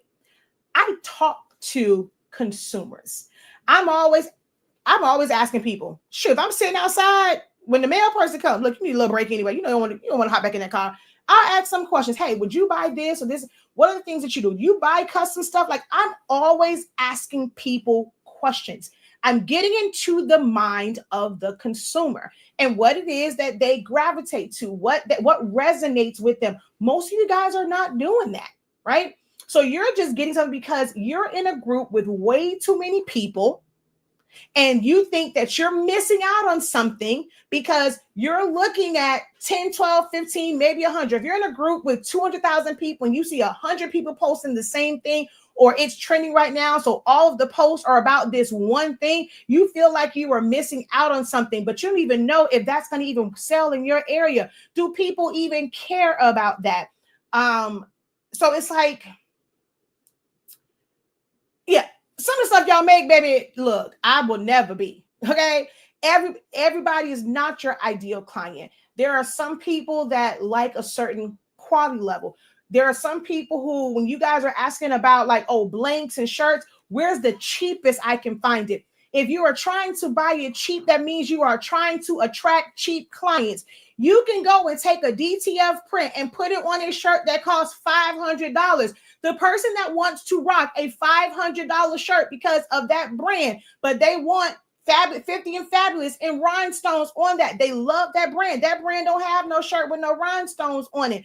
Okay, I want my birthday, but I'm not finna wear, just because I want a birthday shirt that's custom that says Fabulous and 50 and some rhinestones on it, I'm supposed to take your little cheap ass gilded shirt? No, baby, I like luxury. Do you know how to put this on a nice quality shirt that I'm gonna feel luxurious in, and not just no Bella canvas? Some people want name brand, and you can put it on there. But if your mindset is to always look for the cheapest thing, that means your target audience, who you want to serve, are people with a limited budget. That is how detailed you will get with this, because you are going to realize who you want to serve. And some of it is you might have a desire to serve those who monkey their pockets. Their money is long. Their pockets run deep. That is the desire of everybody. You want to be able to sell to somebody who's like, okay, yeah, $200 for or $500 for a customized Stanley. Yes, sign me up. But you don't conduct yourself that way, right? You don't have systems and processes set up that's going to appeal to them. So you might start off today. You might do this focus blueprint and realize, based off of what I figured out, my why, my focus blocks, what I'm capable of doing, these are the clients. This is who I am capable. This is who I have the capacity to serve right now. As my business grows and I get a website, I have systems in place. I have like how they're going to process, how they're going to pay for, how I communicate with them, the materials that I use, the fact that I now have upgraded my equipment and I can get it to them faster for a client that requires a faster turnaround. Your client avatar will go down to things like that. Are you able to service customers that need next day? So when you are figuring out who you want to serve, it will be defined that I cannot do next day service for what I do. My lifestyle, I have kids, I'm involved in church, I'm still working on designing, I'm taking this class, that class. I'm not disciplined. I have my lazy days where I don't want to do anything. I am trying to catch up on shows. I am addicted to Amazon Prime, Hulu, Netflix. It's shows I got to catch up with, and they are more of a priority than my business. If that is you, then you cannot serve the clients that need fast turnaround. So it might be that the person that you want to serve is somebody who they don't need the finished product for 3 to 5 days. And that is okay. There is nothing that says because you are a crafter, you have to have a fast turnaround. Maybe your turnaround time is going to be 2 weeks. They ask you what's turnaround time? 14 days. And you want the customers that are maybe they're going to plan out. It's some parents where they start 5th birthday over with. I'm already starting to think about the 6th birthday. I'm starting to secure vendors. Maybe you want the people who plan ahead and secure vendors early. That is who you are looking for, not the person that's going to rush you because they waited till the last minute. Do you want to be there? What they say, your lack of planning doesn't equates like emergency for me, whatever it is. So do you want to be the emergency line, the lifeline to the person who did not plan properly? That is what deciding who you want to serve means. But y'all are not going that deep when it comes to, oh, well, what's the typical, most of the time it's women and who are moms and they have kids and they make this amount of money. They live in like this area. Let's go deeper. Let's go deeper. Let's go deeper. So there is a defining who you serve. You might do this now. 6 months from now, you need to go and reevaluate this and decide who you want to serve. Okay. So that's like the first part, right? And there's a bunch of questions. I'll tell you, hold on. For that part, it is, okay. Defining your why is 6 questions. Discovering your focus block, I think is like 15 questions. And deciding who you serve is 10 questions, okay? So your self-assessment, unit is basically the focus statement for that is facing obstacles, clarify unspoken struggles. You guys are struggling with a lot of things that you are either refusing to face. No one has helped you identify those things. You're not talking about them. You're not working through them. And you're going to discover some things about yourself. When you procrastinate, that you really don't know what you're doing. It's like this, crafting just seemed cool. People make it seem like it's easy to make money. Somebody told me that in a session. She was just like, oh, I wanted to do this because I thought that I thought crafting would be easier than doing hair. That was in the creative lounge session that we had. And I was like, no, ma'am, it is harder to sell these things sometimes. So that is unit 1. Unit 2 is the decluttering process. So that one is finding order clears unproductive surroundings, right? Or find order to clear unproductive surroundings. So that's a whole framework for decluttering. It's a very unique way of doing it. That doesn't require you to pull everything out and just like sit there and figure out cleaning it up, throwing it away. My son, I just told him, I'm like, you're like me. And this came up because this was me. I would start it and I would not finish it because it was tiresome because I had way too much stuff. I didn't realize how much stuff I had until I'm like going through it. And then like now I can't turn back, but I also don't want to spend my whole day, 2-3 days trying to do this. And MJ started cleaning his room. And I walked and I said, Lord Jesus, you are just like your mom. I said, you are your mother's child. He's like, I'm going to do it. But he wanted to go back to like, he didn't want to spend all day cleaning his room. He got to a point where he got bored. He wanted to talk to his friends. He wanted to play his game. So he had a pile of stuff still in his room. You guys will end up doing the same thing when it comes to your craft spaces. If you go and you try to attack this and you don't even realize how much stuff. You guys probably have a lot of stuff that you didn't even realize was there. Like some people say when they moved, they realized, oh my God, where did all this ish come from? So if you just go in there blindly and attacking it, you're not going to finish the process. The way that it is outlined in the decluttering process, it alleviates that. Okay. I'm going to show you guys some of it, but then this part, it's for those who purchase. So I'm not going to go there. And also the process. It's very unique. Well, I feel like it's unique in how I set it up. So at this time, because I know it's folk watching and because they have bigger platforms, they'll claim it as their own. So right now, I'm just not saying, what it is, which might be a bad thing because they notorious for buying people ish and they make it their own. So then when I do talk about people, I think I stole it from, girl, shut up. Let me mind my business. Then the next process after that, which I will show you this screen, is goal segmentation. The average person does not understand what it truly means. Oh, yeah. My lack of planning doesn't equal an emergency for you. Yes. So yeah, their lack of planning should not equate to an emergency for you to rush and make their stuff. Thank you so much for that. So most people don't understand what it truly means to set goals and know that there are different types of goals. All goals are not created equal. All goals won't get the same amount of attention. They don't require the same amount of attention. They don't require the same amount of work. There are some goals that you can meet and hey, they are done. You don't have to worry about that anymore. And then there's goals that are going to be continuous. There are goals that you might set. They're not immediate goals. They are future plans and like things that you want to be able to do. So how do I work towards that? And when you identify that, you might end up changing some of your other goals. So my goal segmentation part is broken up into mastery, continuous, future prep, and systems. Okay. So we go through that. Even if you are like the systems one is more so for those who want to have a side hustle or a business. But even if you're just doing it, for leisure and just for as your creative outlet, you still kind of want to have some system. So some of it will apply to you.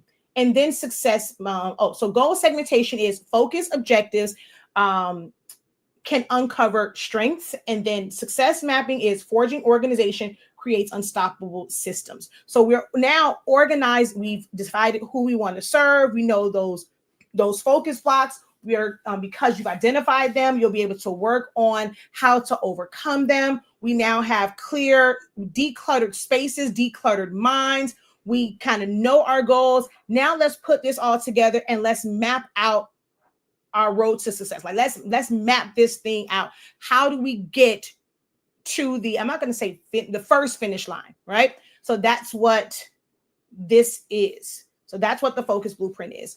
Right now, when you get it, you have access to parts 1 and part 2. Part 3 will release next week, and then part 4 after our next orientation session. All right. So it's available on the website, shop.hsinc365.com. Just scroll down and you will see the focus blueprint. Get started today. Okay. Don't wait. Get started today. All right. Let's see. Thank you for all those words of inspiration. I was driving. You dropping truth bombs as usual. I don't know. I know you wasn't fussing. That's one of those passionate moments that you love to share with us. Hi. Well, I just tuned in a few minutes ago and I agree with you. Nobody talks about it though. They don't. I mean, I talk about it all the time. Everything I'm saying now, I have had multiple sessions talking about these. It's just that because I don't run ads, I don't have as many eyeballs on me because I'm just doing this organically and y'all don't share me enough. Y'all don't comment enough. Y'all don't like it enough. Y'all not engaging with me enough. These groups get kind of weird and they start blocking and stuff like that. So people don't see me. It's not that I'm not doing the work, baby. I show up every single day, whether it's in live video format or if I'm around in different groups, helping people, answering questions. I am showing up. I'm just not running ads right now. So I still have trouble with tracing sometimes. Example, I tried to trace a sonic image outline to play around with, but I couldn't get certain areas to fill with color separately because there was probably a break. I have several videos on that. Are you enrolled in Essentials of Silhouette Studio? Because in the tracing part of it, we go over that, like when there are areas that are not closed off. The only way that you can fill it in with colors separately, it has to be cut off. And there's a couple of different ways that you can do that, whether you do it beforehand and you create a black line so that when you trace it, it creates an area that is cut off, or after you do the trace, you would have to, depending on how it's set up, you would either put a shape and subtract, or you'll put a shape and weld and then release. It just depends on where you are in the process. This, I'm telling y'all, questions like this is why you need to go ahead and commit. Like, you probably waste $25 every single month on something that's not benefiting you. This is why you need to be in the Creative Lounge. You'll be able to come to the Creative Lounge. That question that you have, I will be able to give you the exact answer to it. Why? Because you're going to share your screen. I'm going to see your exact image. I'm going to go and request remote control, and we're going to work through that issue on your screen. You'll be able to watch the playback of it to make sure, like, go back and do it yourself, because I'm going to make a duplicate for you to be able to go back and do it yourself. Even if I correct it and we correct it in that class, I'm going to encourage you, duplicate this and try it again.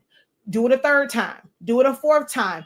Keep doing it with that same exact image to make sure that that process is burned and burrowed into your brain.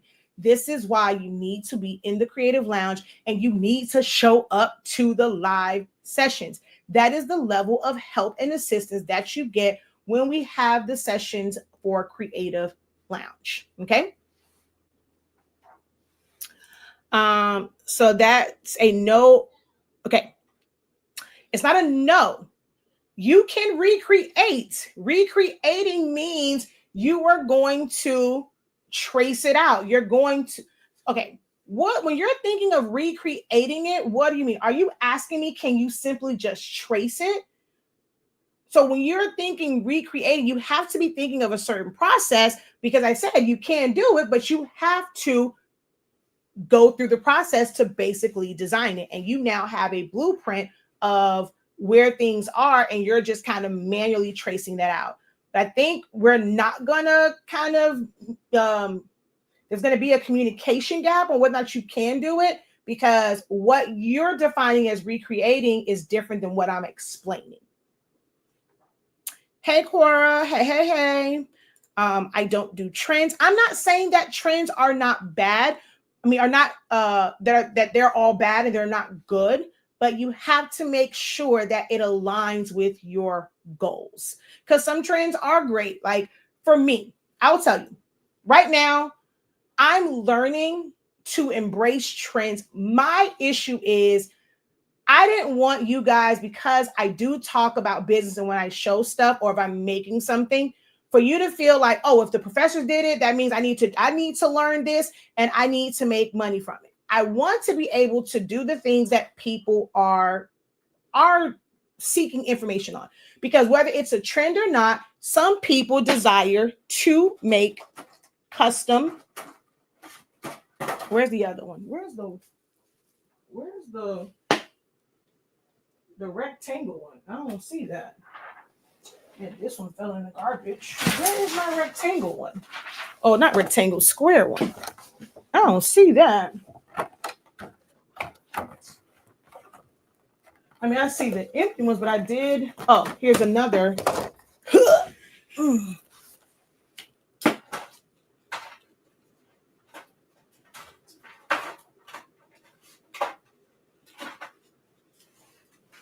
Like even for my kids, right? Like if you want to do it for your own kids and you want it, because they may have ones that's just like this, they might run out of like because some stores have like little characters that kids know. But what happens if all of those run out and all you see is the one that's really made for adults, but you need to make some more for kids? So people are going and they're putting they're making a design and putting it as a sticker on the front of it, whether they take the plastic off or not, they're putting it on top, right? So it's kind of trending, but this is a good one where it's easy to find, because this particular brand, the Elmer Collection one, it's not just one store that sells it. Dollar Tree sells it. Dollar Tree sells it. Family Dollar sells it. Dollar General. I believe they are also in. Yeah, they are in like Walmart. I didn't check like Target. But this is one to where you're going to find this, and they are the same size at all of the stores. So it's not this one that is going to be hard to find, right? Like by the time everybody, a couple people go and buy them, you're going to go to yours. You have to go from store to store to store. Those are the trends that I don't like when you go store to store to store. The the tables, the custom tables. I mean, there are some people, there's a guy that's on TikTok. He makes major bank making those custom tables. It is something that you can really, really make money on. But if it doesn't align with your goals, if you're just in it to make money, some people are in things where it's like, whatever is popping, I'm going to do that. I'm going to make that quick money. I'm going to move on to the next thing. Some people are trying to build sustainable businesses where you want to be known for a specific thing. You want to maximize on your profit, because if it's a part of your business and it's a major part, you're going to source your supplies at the best possible rate. Going and buying a table retail at Walmart, Target, or whatever doesn't maximize your profit. If Walmart and them were able to buy these tables that basically look the same, they just have a different name on it, that means that there's a manufacturer where you can buy that for less than what it is retail in the store. So someone who's building a business around this, they're not going from Walmart to Walmart, Target to Target. They're ordering from a major distributor. They're having those things delivered to them, probably on pallets, and they are working on those. So there is money to it. All of them are not bad. It just, if you're stopping what you were already doing to do that, that's where it becomes something that is bad. But if you had already planned to do some sort of Valentine's Day products or services to market and sell, this is not necessarily like a bad trend. It's just how they're doing it. Like for me, just taking, like when people were just looking for any type of lid, and there were these templates that was designed for a certain type of lid, but you couldn't find that one, so you went and got a different one, and now it looks crazy because there is a square there, and you just got that template, but your lid don't match that, it just don't match, and then you got glue everywhere, and you're trying to. I'm sorry, I was having a moment. Those are when the trends get bad, when there is no quality, like you're just not putting it forth any real effort. It's just, I just want to create something just to do it. That is where trends become an issue. But if you had already planned on it, why not take the time to learn it? And that's one of the things that I had to come to grips with, and working with my, I guess you would say, coach.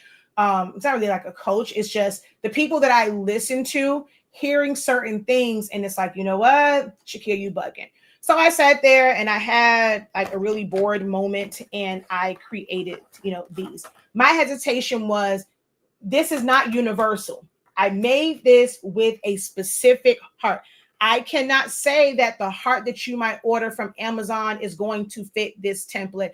The heart, like you got your containers from Target compared to like Walmart. I cannot say that. This particular template is made for the heart containers at Walmart specifically. That is the only reference I had to be able to make this. I'm not about to go out and go search Target, go look on Amazon, see the ones that they have, order those in. If I was really, I really cared about making templates, and I knew that as soon as I drop a template, I'm going to make my money back on the time that I spend doing it, then I would go to this place, that place, and probably combine them to, okay, this is close to universal as it's going to get, but this is made specifically for a certain type of lid. So it's like people say, oh, whatever, are you going to do the template? I'm going to put it in my template vault. If someone wants it, they have to let me know, like, do you have this? You know for sure they have these available for you at your Walmart. Can you get them? Because you're not about to go and get this and be like, oh, it didn't work, mine didn't fit. I told you it was for a specific one. So I'm very, very selective about the templates that I put out, because some things are universal, some things are not. This is not something that is universal because it is contour cut to the exact size of this particular tray. Am I making sense?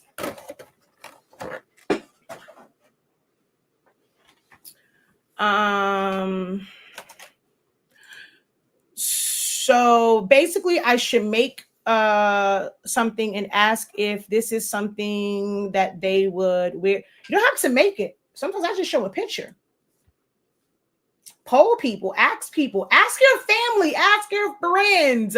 You can do it in casual, like, what do you think about this or whatever? Have you seen any of these? Have you considered buying this?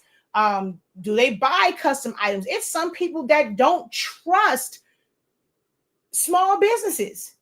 They've gotten burned by one. They treat all businesses the same. So if you don't have a website, if you don't have if they feel like they have to call you, email, or whatever, they're not going to do business. And oh baby, I experienced that firsthand.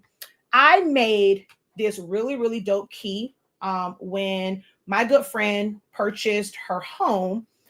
She wanted to give something to, I'm sure she gifted to them, or I think she did give it to them, but it was like she wanted to be able to take pictures with it.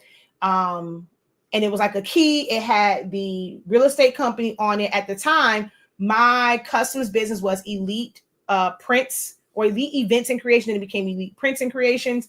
But so the company was Elite Realty. Elite Realty. So I'm like, oh, anything that has like Elite, I'm like, I'm all for it. So I end up making it.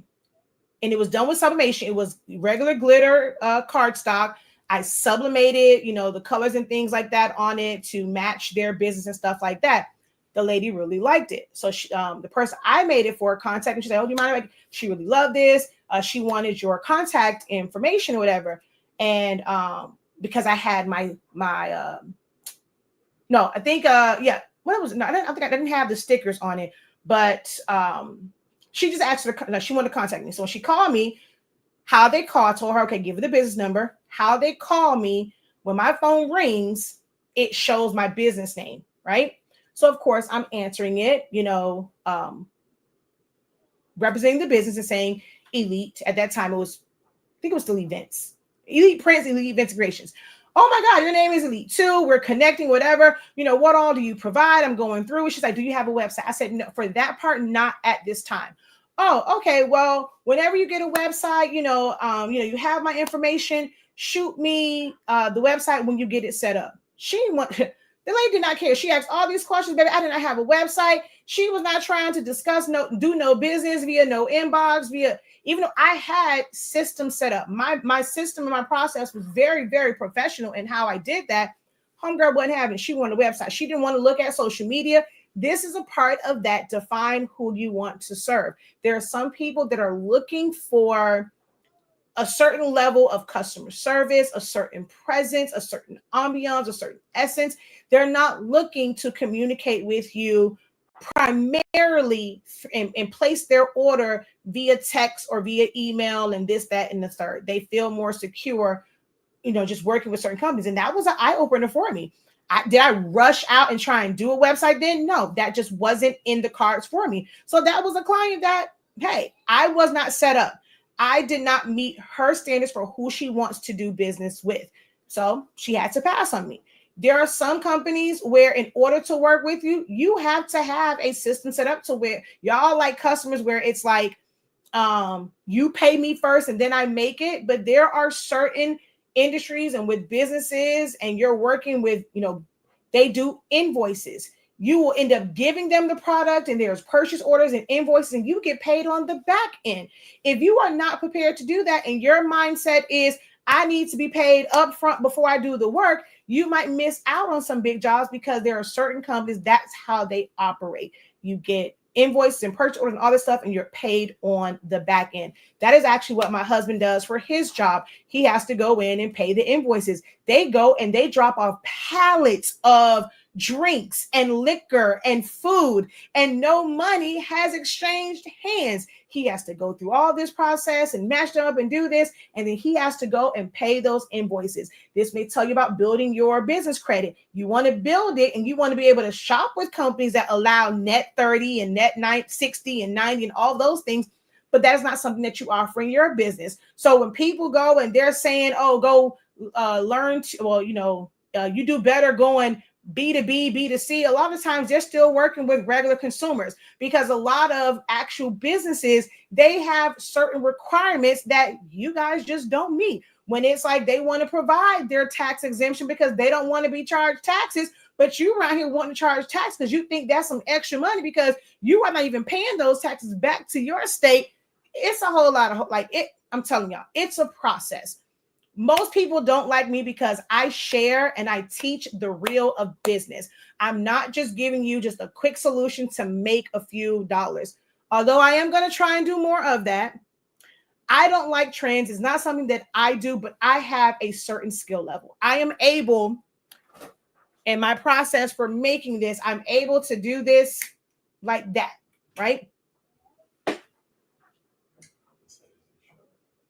No. I am able to create things like this, right? So it's just a certain skill level. Why not utilize those things and be able to make money? So I had to check myself on that. Although I wouldn't make it, although my eyes was bleeding from some of the really jacked up ways that people were making it, I always think that, like, case in point, when I was making this, some people will go and just do one template. Well, the lid and the base are made differently. One is flat, one is not. So in my mind, I have to figure out the sizing for both because they are not the same size. The tabs don't line up.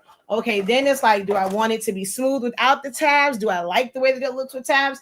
My brain goes 1,000 miles a minute when it comes to stuff like this. So I typically tend to stay away from it, but I challenge myself to do that. And, I'm working on it. Some people asked when it came to the tables, there are certain groups that were really, really pushing them, but they were like, but Professor, we like how you teach. We know that your template is going to be correct. I'm seeing all this stuff in these groups and on these posts where their sizes are incorrect. They're not teaching it properly. Are you going to teach a class on it? And I'm just like, there's no guarantee that I'm going to have people attend that class. I'm not trying to go buy a table and go through this whole process to have 4 y'all in the class because,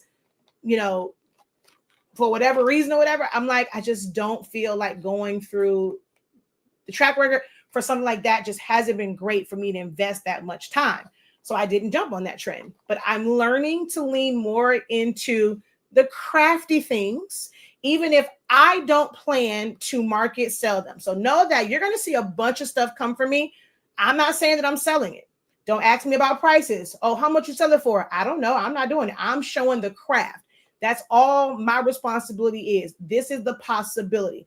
I'm not helping with how to market, how to price it, nothing. I'm showing you the craft. What you do with this information is up to you because I need the content.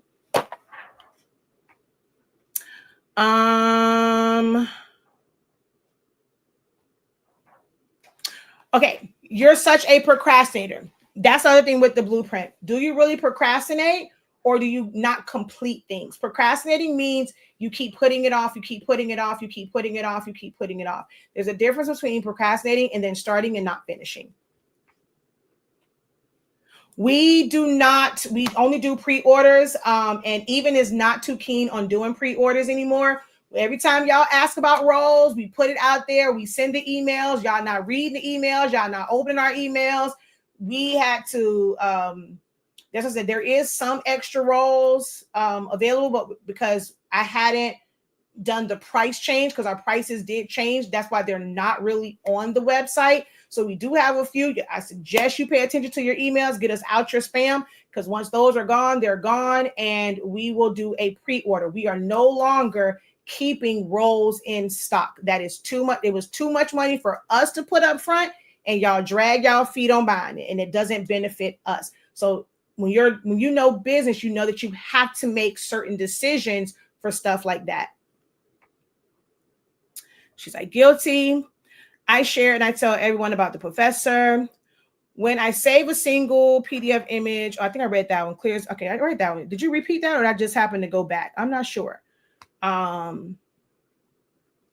want to do the jumbo cards for my coaches for our end of the year ceremony. See, and it's not doing, with like you can use that. Like, I understand why they don't trend all year long, because you can make that for somebody's birthday, for a baby shower, for a anniversary gift, for a baby shower gift. Like, make that and let that be the vessel instead of putting it in a typical bag.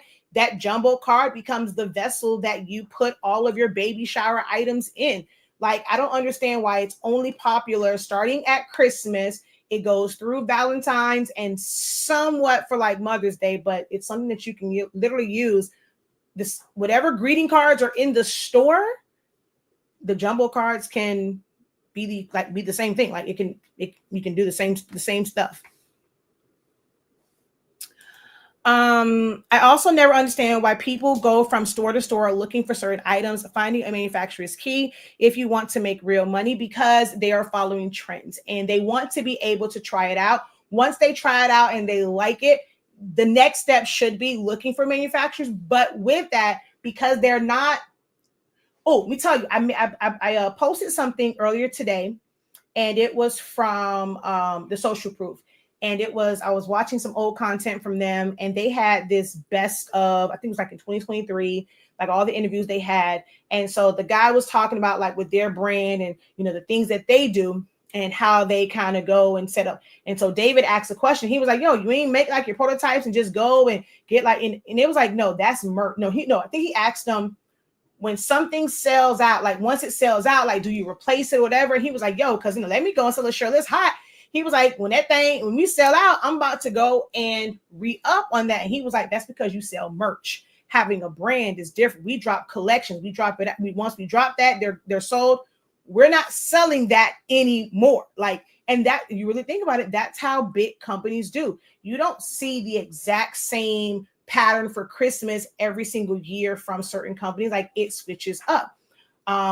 We buy our kids the bears, like the plushies for Valentine's Day, Easter, Christmas, and every year it's slightly different ones. It's never the same ones. And you have some where they don't want to buy in bulk. They don't have the business to sustain getting from a manufacturer for some of these things and buying them in bulk. So they have to get what's available at retail because their business does not support ordering from a manufacturer because it is not a main part of their business. It's seasonal. They have not properly planned for the season. So they want to be able to get what the stores have available. And that's why they go from store to store to store. How do I know? That was me many, many, many, many years ago.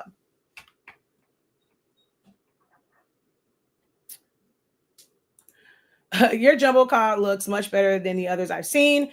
I mean, it's just contoured. Like, it's just contoured. That's it. That's all. I just didn't just do a regular square. And my heart actually matches it, where some they just kind of put like a heart behind it. All right. My husband came in here because my brother's calling about a shirt. He didn't tell me what time he needed. I know he said today, but I didn't know he wanted me to stop what I was doing and make it, because I looked and saw like the game is tomorrow, isn't it? Yeah, it's tomorrow at 1. So I thought he just wanted to give to the person. I didn't know that he was expecting me to like stop what I was doing and make it right now. So I'm like, okay, but even just came in here. Times like, your brother said, is the shirt ready? And I'm like, I'm sorry. I was supposed to stop what I was doing. So let me go and make this shirt for my brother. I'm not sure. Maybe he was probably going to see the person who it's for tonight to give it to them, because he's not going to see them tomorrow or something. I don't know. But I got to go make a Buffalo Bills shirt. So I thank you guys for hanging out with me for 2 hours. The Focus Blueprint is on the website. Our sublimation paper and ink is on the website. Our class for designing Valentine's Day cards and things of that nature and getting the tips and tricks on that is on the 15th of January, which gives you more than enough time to, you know, if you take that class, learn how to create your own designs, put the things that you want on there and not just rely on somebody's template that might not be ideal for what you are making. That class is on the 15th of January at 6:30 p.m. Eastern Standard Time. You can enroll in that on our shop site. Once you do that, it will show up in your dashboard over on the Academy site. If you've never taken a class with us, you will need to make sure that you either go to the Academy site first, create a free account and then purchase the class. Well, you can purchase it over there too, because it's on that site as well. Or you have to make sure that if you purchase it from the shop site first, look for your express sign up email so that you can set your password and be able to access the class and pre-register for the Zoom session. Spaces are limited for the session, but we do have a class on that anyone can come to. Well, anybody can come to Creative Lounge, but you can get the Valentine's and Candygram designing class. We're going to work in Silhouette Studio and do some Canva work. I encourage you guys, $25 is not a lot for the value that you get. We meet every single week, and right now it is $25. There are some that got in when it was $13.65. There are some that got in when it was $25.63. There are some people, and now we're at $23.65. Get in now before that price goes up. When I see like there are subscriptions coming through, whatever price you come in under is what you are locked in at. As the price increases, you have to do the new price. But you can get in right now at, like, if you set up for the automatic payments, it will be automatically $25.63. We meet every single week like clockwork on Monday. Well, now we're working on with Mondays, 6:30 p.m. Eastern Standard Time. I am going to have a daytime kind of like, Q&A pro call type session, because some people are available during the daytime, like not always in the evening, but it gives you an opportunity to work with me in real time. Like I said, you get real-time help. You get to share your screen. I get to actually hear your voice. You're able to communicate with me exactly what your issue is. We work through that. We have dedicated like just training sessions and discussions and things of that nature. So consider joining the Creative Lounge. It is membership based, and that is on our 365 Creative Academy website. I'm telling you, it's well worth your $23.60. It's $23.65 right now, or $25.63. I think it's still $23.65 right now. Get it before the price goes up. I'm telling you, the price does go up, because every time someone's subscription comes in, there's some people that's at $13, some people that's at $15, and now they're at $20, and it's gonna go up from there. Okay. I'm on a time crunch, so for me to be able to do that, I would have to, like, for creative loungers, because you guys do Watch Me Works. For me to do that, then I have to go in, send out an email to let y'all know. Obviously, I'm on a time crunch, and I'm actually probably not. He told me I'm not designing it from scratch. I'm literally taking a design that I already had and just making it buffalo colors. That's another thing. Y'all think that when you have a new order, you have to design it from scratch. I am not designing from scratch. He was like, oh, take one, because my brother's a 49ers fan. This is for a friend of his. He's like, okay, take one of these, whatever, and just change it to the color, like the wording and stuff like that. And that's all I'm doing. I am not creating from scratch. I am not that person that feels like every order should be unique and different. That's when you utilize a template, okay? Something that you've already created and you can change the color. That's where the money resides. All right. So if I was doing sublimation, I probably would go live to promote our sublimation products, but I'm going old school on this one, and I will be using vinyl HTV. So yeah, that one, not going to go live on it. All right, y'all. Until next time, have a great one. Continue to unlock your creativity and be incredible. Peace.